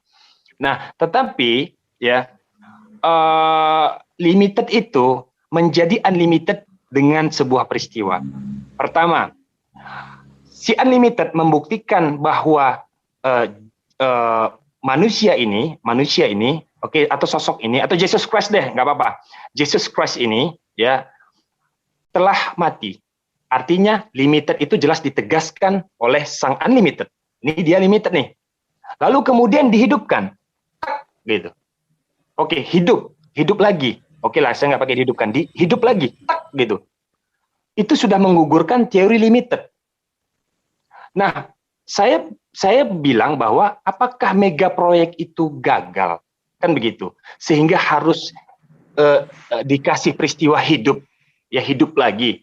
Seharusnya mega proyek itu berhasil. Manusia sudah mengetahui sosok unlimited ini dengan kehadiran limited tadi, harusnya tidak perlu diubah jadi unlimited juga. Apakah si kausa prima tidak berpikir manusia jadi memiliki pengertian bahwa lah ini sebenarnya gimana sih, ini kok jadi unlimited, berarti ada dua ya unlimited itu, kan begitu ya. Harusnya kalau memang limited ya limited aja, kenapa harus dirubah menjadi unlimited. Nah gitu tadi pembahasannya. Oke, terima kasih. Betul. Seperti itu Ginting ya. Nah, ini sudah terbangun Ginting ya. Jangan sampai ambruk lagi. Silakan Ginting pemahamannya tentang limited dan unlimited dimasukkan ke situ, nanti kita akan bersama-sama. Di sini kita nggak nyari kalah menang. Kita dialog benar-benar, kita dialog netral, fair, dan kita lebih enak saling belajar. Silakan Ginting. Ya, begini ya. Aku nggak mau pakai bahasa unlimited sama limited. Aku mau pakai transenden dan imanen. Ya. Aku nggak mau, karena Yesusku, dia bukan limited. Itu perlu kalian catat. Faktanya, tadi udah aku bilang. Ya. Bang Ginting, mohon maaf Bang Ginting, jangan-jangan kita berbeda ya. Maksud transenden apa coba Bang Ginting? Yang Bang Ginting tahu transenden apa? Dia abstrak atau konkret? Abstrak. Nah, berarti, ya tentu tadi kan sudah dibedakan ya antara abstrak dan konkret. Abstrak itu tadi kausa prima. Yang konkret tadi itulah dia manusia tadi, gitu loh. Jadi nggak boleh pakai transcendensi, itu kan abstrak. Masa ada dua yang abstrak? Iman abstrak, transcendent abstrak. Berarti yang konkretnya mana? Kan gitu. Bukan, sebentar. Imanen itu yang konkretnya. Abang paham nggak imanen? Makanya aku nggak mau pakai kata limited, Bang. Abstrak, Bang Ginting. Di mana-mana imanen itu abstrak, Bang Ginting. Walah, udah salah berarti ini.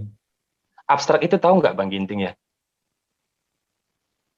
Apa nggak bisa lihat kalau abstrak? Nah, ya udah, iman memang bisa dilihat. Perbuatan itu kan cuma representasi dari iman, tapi iman itu sendiri emang bisa dilihat. Kalau perbuatan representasi dari iman, jadi terus dibedakan Bang Ginting. Ya. Ginting, imanan itu adalah sebagai bentuk abstrak, di mana-mana melihat abstrak. Saya mohon maaf ya Ginting ya, saya tidak memihak Pak Nielsen juga. Orang memahami imanen itu pasti abstrak karena dia akan berpikir pada diri dia sendiri, itu namanya imanen. Jadi tolong ini kita frekuensinya ini kita samakan dulu.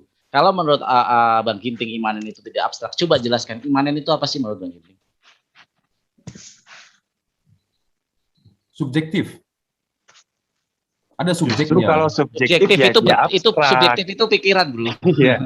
Itu abstrak bro. Gimana Anda memahami? Ada objeknya. Objek itu konkret Bang Ginting. Ya oke lah, aku ganti lah. Subjeknya itu imanen, karena pola pikir kita berpikir subjektif. Nah, manusianya ini yang bisa berpikir subjektif, itulah namanya manusia. Oke, aku ganti jadi konkret, nggak apa-apa. Aku nggak mau pakai limit masalahnya. Oke, jangan imanen juga, karena imanen juga abstrak. Ya oke, aku pakai konkret ya. Aku nggak mau pakai limited. Ya, karena Tuhan dia nggak limited kok. Karena tadi konsepnya Abang, manusia dikatakan limited karena pada saat dia mati itu limited. Tapi kalau Yesus kan bukan begitu, Bang. Dia mati, ya dalam 3 hari dia dikubur Bang, dia kemana? Karena Abang tahu di 2 Petrus tuh, dia kan masuk ke alam maut kan, menginjili orang-orang di zaman perjanjian lama. Pada hari yang ketiga dia bangkit dalam tubuh yang sudah diubahkan atau tubuh kemuliaan.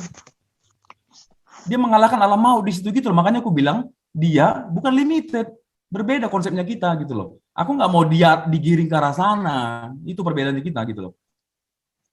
Kalau yang seberang terserah, gimana nanti pandangannya gitu. Kalau kami faktanya memang begitu di Alkitab. Oke. Pemahaman Kristen berarti seperti itu ya, bahwa ketika Yesus Christ mengalami kematian itu, dia tetap sebagai sosok yang memang bisa menginjili orang-orang yang sebelumnya meninggal sebelum zaman kelahiran dia. Betul. Oke. Itu berarti dia mengambil kalau boleh saya tafsirkan bahwa Yesus Christ mengambil sisi sebagai unlimited saat itu ya, berarti ya, untuk flashback ke waktu, menjadi time travel ke waktu ke belakang menjadi unlimited. Itu ada. Itu unlimitednya itu kekal gitu loh maksudnya Bang Farhan. Oke, bisa saya tangkap. Ya. Saya di sini mencoba fair, kita bangun dialog, bukan debat kalah menang. Silakan Bang Nilisem. Ya.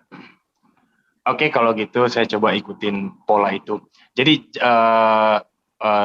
saudara-saudara jangan paksa saya harus, wah tidak boleh begitu, tidak boleh. Jelas ya nihilisme itu apa. Kalau saya sudah beriman, yang harus dilarang-larang barulah saya berarti orang yang sudah memiliki Tuhan, mengakui Tuhan ya. Tapi di sini saya sedang mencari. Jadi saya pakai cara saya sendiri untuk mencari tahunya dengan referensi. Boleh. Saya memberi ruang luas untuk Pak Nihilisme. Di sini saya yakin tidak ada namanya. Kita sopan banget daripada debat-debat lainnya, dan saya yakin silakan explore semua Pak Nihilisme. Mumpung di sini kita bisa berdialog. Silakan Pak Nihilisme. Dan kami juga bebas untuk memakai istilah kami, Bang. Begitu Bang Nihil ya. Biar kita fair ya. Jadi aku nggak mau terdrive dengan pakai istilah Abang gitu loh. Iya. Tapi konsepnya sama sebenarnya. Arahnya ke sama. Ya. Oke. Nah, saya hanya akan protes ketika istilah yang secara ilmiah sudah disepakati lalu kemudian diubah. Gitu ya. Saya akan protesnya di situ nanti. Oke, aku paham. Nah, jadi tapi kalau ayat-ayat nggak akan mungkin saya itu mengganggu gugat itu, apalagi protes. Tahu apa saya dengan ayat-ayat kan gitu, jelas ya. Sepakat Bang.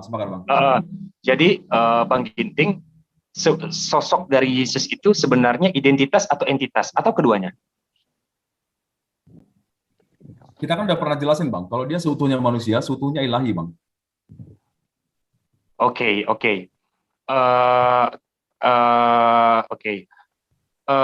Entitas itu terbagi atau enggak ya? Aku kurang paham kira-kira maksudnya apa. Gini, sorry. Kan berarti kan gini, kalau identitas dan entitas ada di situ, sedangkan the Father itu tadi kausa prima kan entitas juga tuh. Nah, jadi apakah ada 2 entitas atau bagaimana ya? Oh bukan, satu Bang, satu hakikat Bang. Karena di dalam ayat kita kan udah dibilang, Bapa dan aku adalah satu, dia bilang. Secara entitas gitu ya? Iya. Oke. Ya. Oke. Jadi berarti kausa prima itu menghadirkan identitasnya siapa? Saya pakai istilah apa ya? Si Jesus Christ ya, nggak apa-apa ya Bang Ginting ya? Boleh Bang. Nggak apa-apa ya, oke. Menggunakan ya tubuh manusia yang bernama Jesus Christ, yang identitasnya jelas ada kepala, ada tangan dan lain sebagainya, tapi memiliki nilai entitas. Berarti sebenarnya tujuan utama dari kausa prima menurut konsep kekristenan apa sebenarnya sehingga harus dihadirkan yang si identitas si Jesus Christ itu? Kenapa harus pakai tubuh? Oke, good. Ini pertanyaan bagus ya. Jadi begini, kalau aku bilang, aku langsung aja Bang. Di perjanjian lama sudah ada nubuatan, ya, karena konsep pengampunan dosa di perjanjian lama itu dengan ada pengorbanan, penumpahan darah, ya. Jadi nubuatannya sudah jelas.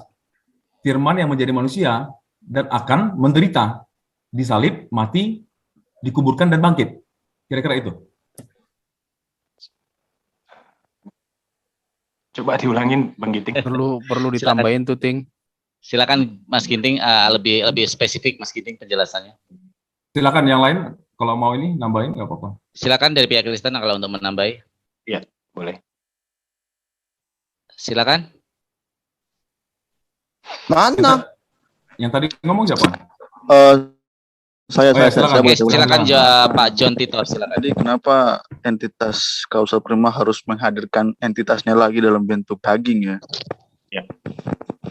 Kalau bicara ngobrol seperti itu tuh nggak terlepas dari apa namanya, dari kemauannya. Saya langsung ini ya ke arah Yahudi ya, ke arah ya menyinggung ke Yahudi karena ya dari Yahudi dulu itu mereka itu meminta raja bahwa raja itu harus apa namanya, sesosok manusia 3 dimensi yang langsung saat itu yang bisa memerintah mereka. Sedangkan saat itu Kausa Prima itu tuh sudah bilang bahwa dia itu harus menjadi rajanya Yahudi, cuman ya orang-orang Yahudi itu maunya itu yang benar-benar 3 dimensi yang dilihat pakai mata. Makanya ketika dibangkitkan raja yang pertama, bukan dibangkitkan, dipilih yang raja pertama itu masih banyak celah, setelahnya dalam artian bahwa terlalu banyak apa namanya, pelanggaran. Lalu sampai Raja Daud pun itu juga masih terdapat pelanggaran. Nah, dari situ Kausa Prima tuh pengen sesuatu raja tuh yang benar-benar selamanya itu. Nah, dari situlah raja selama-lamanya, raja yang apa namanya, raja ilahi itu atau yang bisa bertahta kekal itu ya diutus dalam bentuk manusia juga begitu. Baik. Berarti yang saya tangkap, terima kasih Pak penjelasannya. Yang saya tangkap adalah berarti intinya adalah Jesus Christ adalah identitas yang memiliki entitas God ya, unlimited.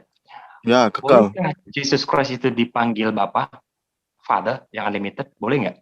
Kan itu entitas yang sama. Kalau saya sih kayaknya nggak bisa ya, soalnya Yesus juga memanggil Bapa gitu. Bukannya itu tidak boleh dibedakan ya entitas itu tadi? Entitas bisa dibedakan. Identitas yang bisa dibedakan, Pak. Tadi penjelasan Bang Ginting, entitasnya sama, tapi identitasnya berbeda. Jadi entitasnya sama. Nah, the Father ini kan entitas. Jesus Christ identitas sekaligus juga entitas. Nah, pertanyaannya, boleh nggak Jesus Christ itu dipanggil Bapa? Kalau saya perspektif saya sendiri nggak bisa saya. Alasannya apa ya, Pak? Bapa punya apa namanya, hakikat pribadinya sendiri, anak pribadinya sendiri, Roh Kudus pribadinya sendiri. Kepribadian itu identitas atau entitas ya, Pak? Pribadi dari yang kami paham Tritunggal itu entitas, soalnya pihak kan nggak ada merujuk ke pribadi. Berarti artinya berbeda ya entitasnya the Father dengan Jesus Christ ya? Berbeda entitasnya. Saya agak bingung juga. Enggak, kalau saya bilang berbeda, satu hakikat kan sama berarti ya. Mungkin saya tengahin dulu Pak John Titor untuk penjelasan lebih mudah dipahami. Jadi gini Pak John Titor, entitas itu tidak sesuatu yang tidak terbatas dimensi ruang dan waktu, artinya tidak bisa dibagi. Iya, saya setuju. Berarti berarti berbeda antara entitas Yesus dengan entitas Bapa, berbeda berarti. Ini akan mematahkan doktrin Anda kalau ini Tuhan itu ada satu. Dalam konsep Anda ini akan hancur lebur ini. Saya akan coba menyelamatkan Anda sebenarnya. Boleh nanya Pak Farhan, saya teman-teman kasih saya waktu 5 menit. Saya tetap mendengar, tapi jangan minta saya respon dulu. Saya buat kopi dulu, izin boleh ya? Oke, silakan Pak Enirisam, silakan. Biar enak kita boleh nanya dari Muslim, Bang. Sebentar Pak, mau nanya ke siapa Pak? Ke Bang Kristen tadi. Ke Kristen. Ya, Kristen umumnya lah. Oke, tapi sebelum menanya biar saya tadi pertanyaan Pak Enirisam. Pak John Titor, entitas adalah sesuatu yang tidak terbatas dimensi ruang dan waktu. Artinya tidak bisa terpisahkan. Itu yang dimaksud Pak Enirisam. Coba buka kamus KBBI deh, entitas itu juga ada yang berwujud dan mewujud. Itu bagaimana? Yang berwujud itu bukan entitas, Pak. Itu identitas. Sesuatu yang bisa dikenali, diberi nama, itu adalah identitas. Entitas itu tidak bisa seperti itu, Pak. Makanya saya pertanyaan Pak Enirisam ini tadi karena saya juga tidak mau membuat kalah menang di sini. Anda ketika coba buka KBBI, coba ketik entitas tuh loh. Udah langsung dari lembaga negara loh yang keluarkan itu. Coba cari tuh. Oke. Coba saya ini ya.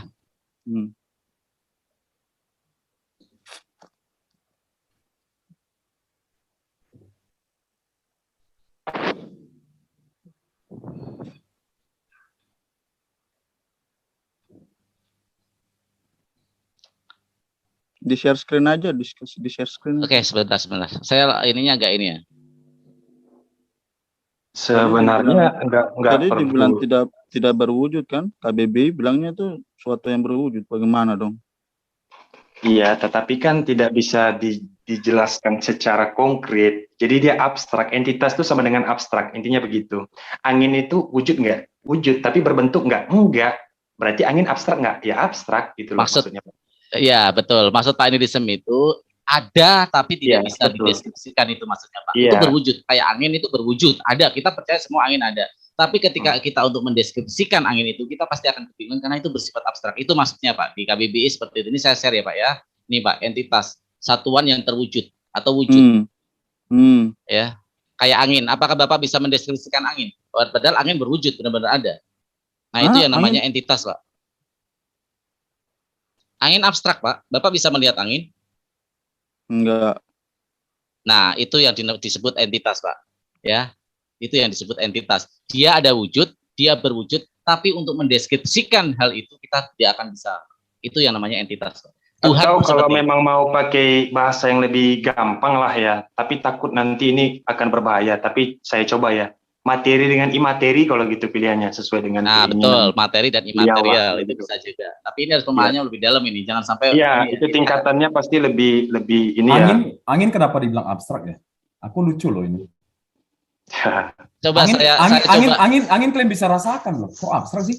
Tapi bisa nggak mendeskripsikan secara secara ini? Satu kantong angin aku bisa nggak? Aku tanya. Itu bukan penjelasan. Angin adalah. Loh, coba bukan. Itu satuan bro. Itu satuan. Iya, itu kan satuan yang berwujud. Artinya tadi kan satuan yang berwujud. Kita kayaknya berbeda frekuensi Bang Gunting. Coba tuh persoalan lagi lah. Angin itu bisa kalian rasakan atau tidak? Pertanyaan. Oke, kita ganti entitas deh. Kita ganti, tapi ini agak lebih sulit. Saya mohon hati-hati. Makanya aku nggak mau di drive sama nihil gitu loh. Jangan Bang Farhan juga di drive sama nihil. Saya enggak. Sorry, saya bukan orang yang gampang di drive. Jangan memframing saya. Jadi gini aja kalau gitu ya Pak. Mohon maaf. Jadi begini aja. Itu sesuatu yang nggak bisa kalian rasakan. Oke. Gimana sih? Oke.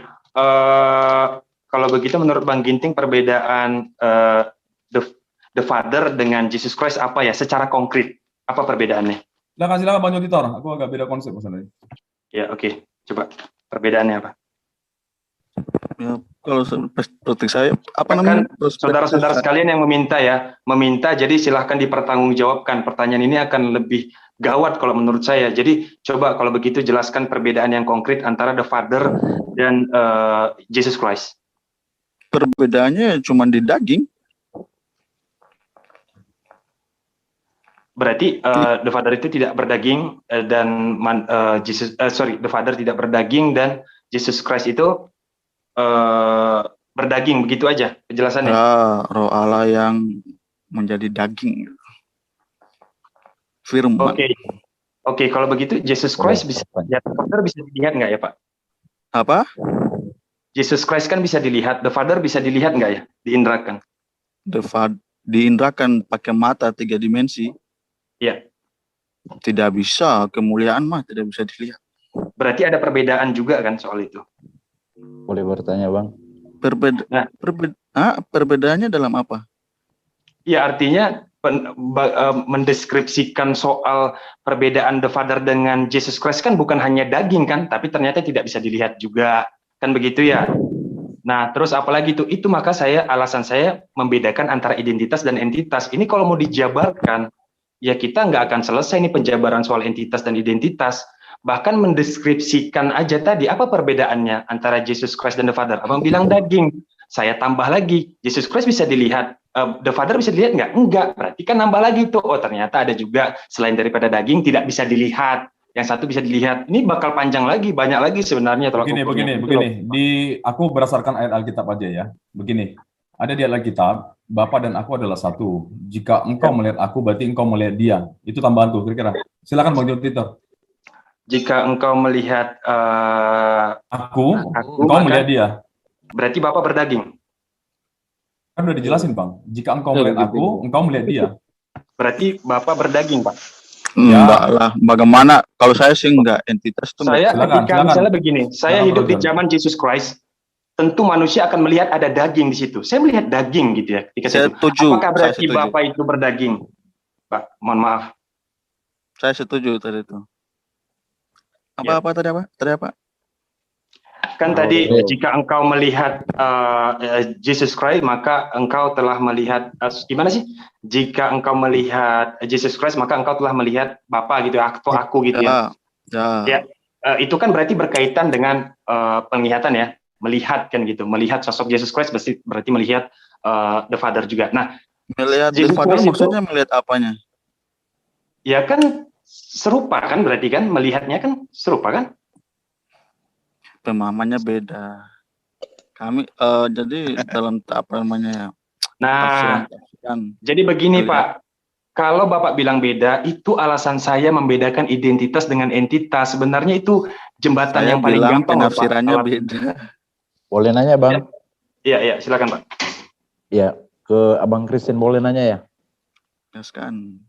Ya, jadi begini, tadi saya dengar pembicaraan ini, mungkin kalau yang orang awam tidak terlalu nangkep karena ilmiah sekali ya. Iya, pusing lah. Jadi saya hanya masuk ke konsep Islam saja, karena sampai hari ini saya itu bingung tentang konsep ketuhanan teman-teman Kristen. Kalau di Islam kan jelas Al-Ikhlas sampai selesai itu. Lalu kemudian tadi ada yang saya bingung. Saya tanya aja ya, head aja ya. Kalau Yesus itu diangkat ke langit, rohnya ya? Iya Bang. Jasmani. Nanti Bang Farhan, maaf moderator. Iya Pak Bang Alif. Iya. Nanti bantu di sorry Masnya Pak R7 kan mungkin baru gabung ya, artinya ini kan diskusi sedang berlanjut. Ya, jadi ini seperti apa konsep diskusinya gitu loh nanti. Oke. Silakan dulu selesai bertanya. Sebentar Pak R7 ya, nanti soalnya ini lagi mengkerucut kepada ini. Nanti, melanjutkan yang tadi ya. Melanjutkan nanti gitu. saya kasih kesempatan Pak R7 ya. Oke, Baik, silakan baik. Pak Inilisem. Mas Farhan, aku mau jawab. Begini aja. Halo. Adakah perbedaan ketika mendeskripsikan soal Jesus dan the Father? Ada nggak perbedaan ketika mendeskripsikan, menjelaskan? Yang kedua, the Father itu abstrak atau konkret? Itu aja Pak, 2 pertanyaan itu. Aku coba ini ya, karena aku punya background Kristen, aku coba ngungkapin pemahamanku yang dulu. Ya. Jadi di dalam kekristenan,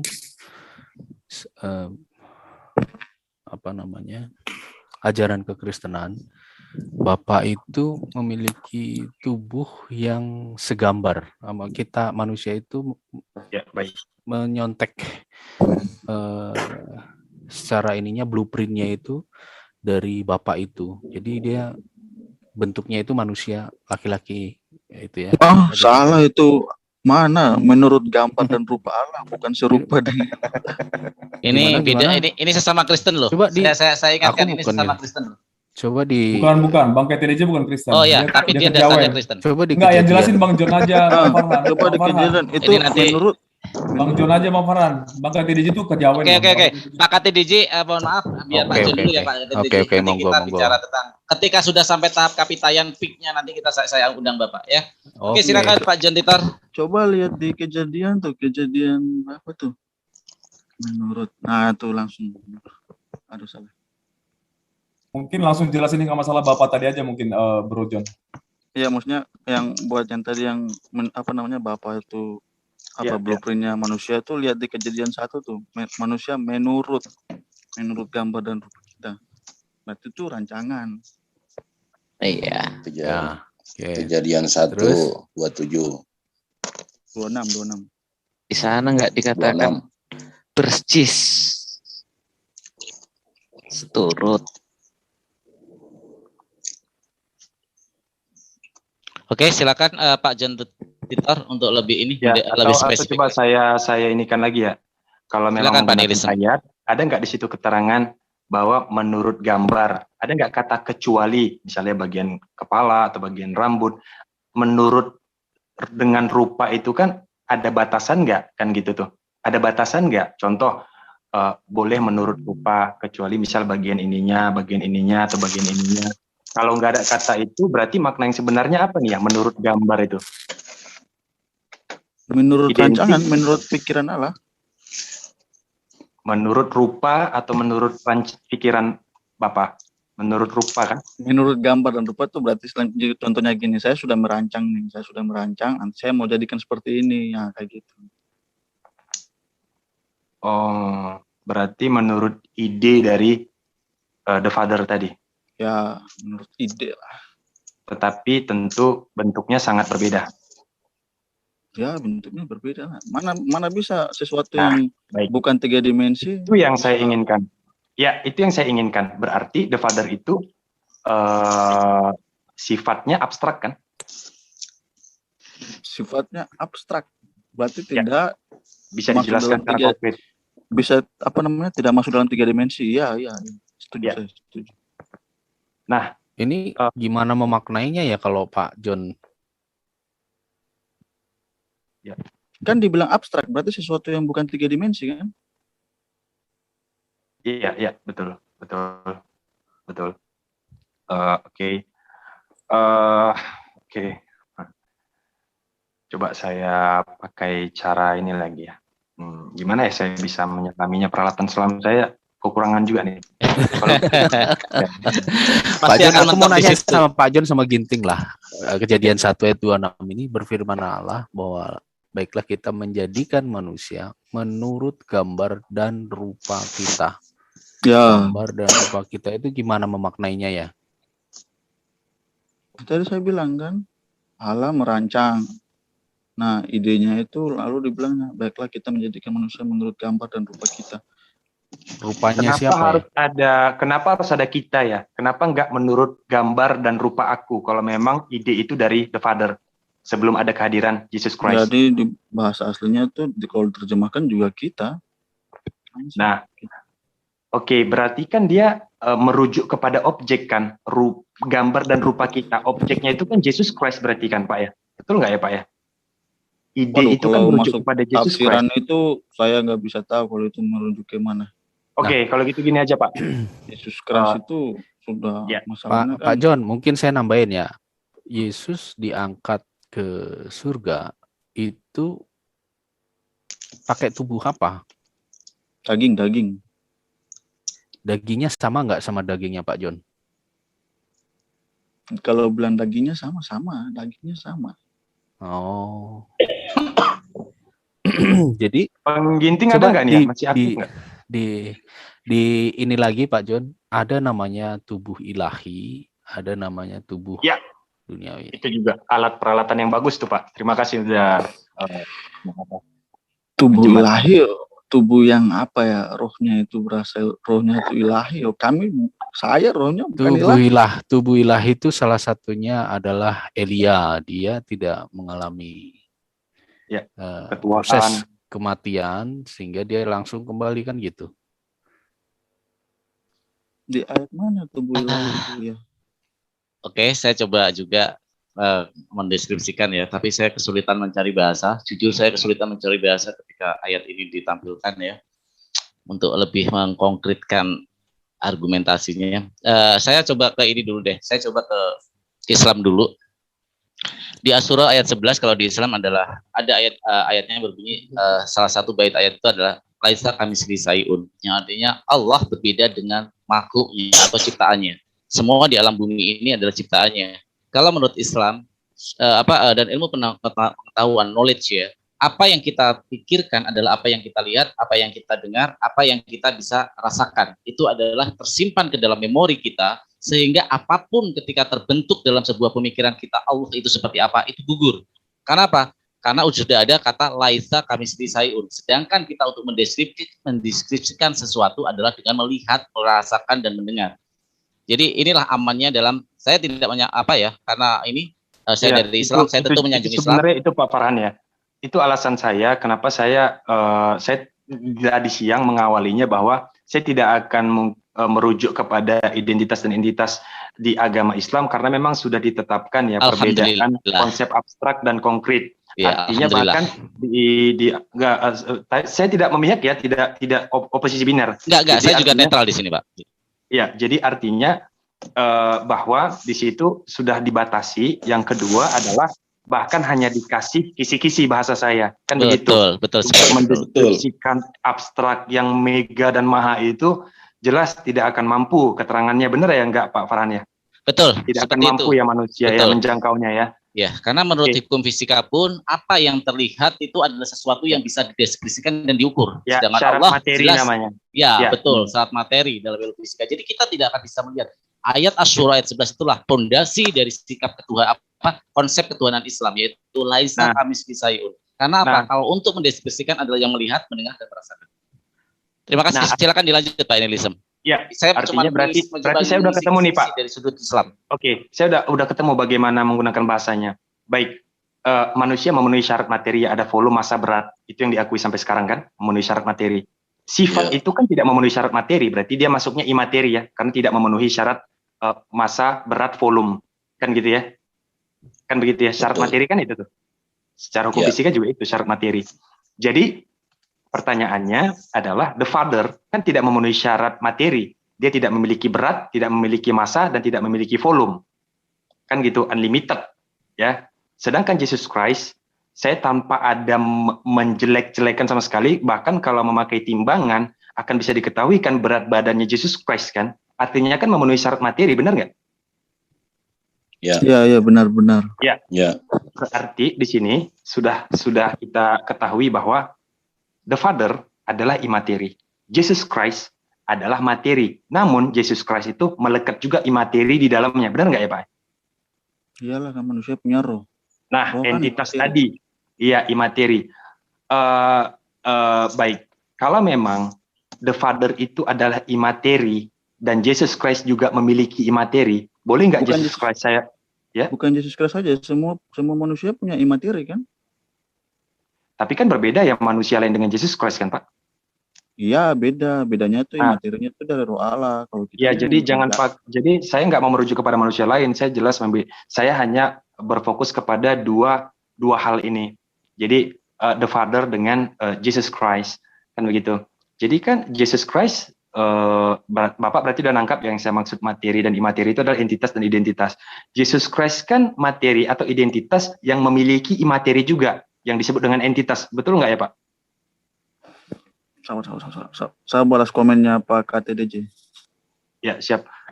Artinya kan ada sifat di situ ya. Sifat juga bagian dari imateri tadi, sesuai dengan penjelasan saya di awal, tidak memenuhi syarat materi karena nggak ada masanya, nggak ada beratnya, dan nggak ada volumenya. Kan gitu tuh. Nah, artinya Jesus Christ memiliki sifat. Nah, lantas bolehkah Jesus Christ dipanggil Father? Bukankah itu satu kesatuan, imateri yang bersatu? Atau entitas yang sama? Atau imateri yang sama? Bolehkah Jesus Christ dipanggil the Father? Saya kira the Father apakah tersinggung? Menurut saya kayaknya tidak. Kalau memang konsep entitas itu disamakan. Harusnya the Father tidak akan marah. Bagaimana? Oke, lanjut. Ya. Bagaimana mungkin dari yang lain? Silakan gini. Boleh bertanya? Pertanyaannya bagaimana? Oke, Pak Arseven, karena Bapak dari tadi yang bertanya, saya kasih waktu 2 menit Pak Arseven. Tapi jangan keluar dari struktur ini Pak ya. Saya mohon Pak ya. Silakan. Jangan keluar, silakan, jangan keluar. Jadi assalamualaikum warahmatullahi wabarakatuh. Teman-teman Kristen, selamat malam. Jadi kan kalau kita berbicara tentang Tuhan, maka tentulah kita berbicara tentang konsep Tuhan dan sistem ajarannya terhadap manusia dan alam. Jadi kan tadi saya bilang bahwa sampai hari ini saya masih bingung tentang konsep ketuhanan Kristen itu. Jadi saya ungkapkan sedikit bahwa di Islam itu jelas konsep ketuhanannya di surat Al-Ikhlas itu, lalu kemudian penjabarannya itu ada namanya ibadah mahdah, itu vertikal langsung kepada yang menciptakan, lalu kemudian ada namanya ghairu mahdah terhadap manusia dan alam. Nah, kalau saya anggap Tuhan ini adalah absolut, maka lawan absolut adalah relatif. Kalau Tuhan itu relatif, maka tidak bisa dituhankan. Jadi kalau dalam Islam itu Tuhan itu adalah sesuatu yang abstrak ya, gaib dan tak terlihat. Nah, Lalu pertanyaan saya, kalau kita sepakat bahwa Tuhan itu adalah absolut yang menguasai jagat raya ini, maka tidak mungkin melekat ke situ relatif. Nah, mohon maaf, kalau Tuhan itu diumpamakan, mohon maaf ya, gondrong tidak pakai baju, ini kan relativitasnya sangat tinggi. Jadi kita menuhankan ini seperti menuhankan sama dengan yang lain gitu loh. Jadi ada juga yang menuhankan ya katakanlah dewa yang jahat, tangannya banyak, representatifnya begitu. Lalu dewa baik, tersenyum. Jadi relativitas untuk menyembah Tuhan itu tidak ada gairah karena dia sama saja dengan yang lain. Pertanyaan saya, apa konsep ketuhanan di Kristen yang bisa mengangkat bahasa absolut itu tidak boleh sama yang lain. Kalau sama yang lain maka gugurlah itu absolut. So, jawab. Silakan. Oke, terima kasih Pak R7 pertanyaannya. Di sini masih ada Pak John Titor dan Ginting. Ginting kenapa tiba-tiba diem ya? Ini dia saya begini ya, saya menambahi sedikit. Oke, silakan Pak Nelson. Saya tertarik tadi dengan konsep absolut dan relatif tadi ya. Saya sangat senang bisa terbantu. Namun kemudian nanti juga tolong dijawab, bolehkah Jesus Christ dipanggil the Father, dipanggil Bapa, karena Bapa adalah entitas dan Yesus